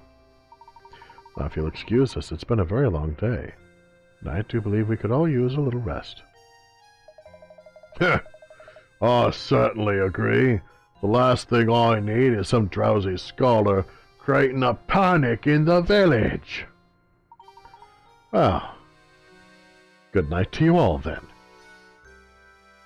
And that is just the most magnificent F-U face that Layton has made yet.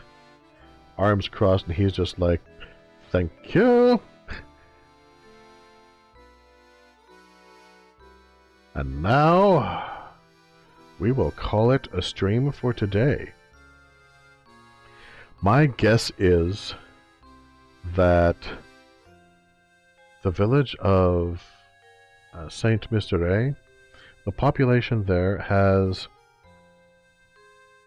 a dramatic predisposition towards having twins. And just as Lady Dahlia was the twin sister of his lordship's first wife, the fellow pretending to be Ramon now is actually, dun dun dun, Ramon's evil twin. Squeak! Option B, this is actually a gaming version of Invasion of the Body Snatchers. Lady Dahlia and Ramon are actually both pod people, part of the diabolical space invasion where they're going to slowly just kill and take over all of the humans in Saint Mystery. Because aliens, like all intelligent life forms, are obsessed with puzzles. Option 3. Ramon is just really into it, and he's trying to avoid being kink-shamed. And you know, some people are into caging, some people are into bagging. It's just a thing. You know, I'm just saying, you gotta be careful. But, in any event, before we go, I'd like to take this opportunity to thank all of our patrons, present and future. With special thanks to Cryptid Rhea and Guinevere. And most of all, special thanks to my personal savior, Laughing Gremlin. This channel could not be what it is without your support. Thank you.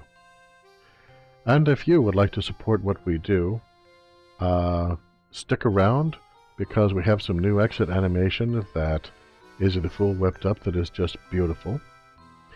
And if you'd like to support what we do, please consider becoming a patron at patreon.com/Coyote de la Mancha. And when you do, please let me know via email or Patreon message if there is a particular color in which you'd like to have your name displayed. Alternatively, you can give a one-time gift at ko-fi.com/Coyote de la Mancha.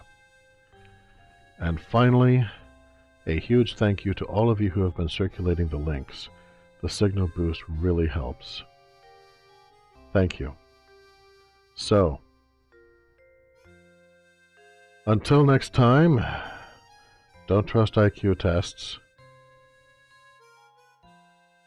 Remember the obscure geometry tools of your time-worn youth. And if you're going to be into master and servant, remember, do it in the privacy of your own home, have a secure safety word, and make sure it's with someone that you can trust. Please. Be careful. And I will see all of you magnificent people, gentle viewers and listeners, sometime again.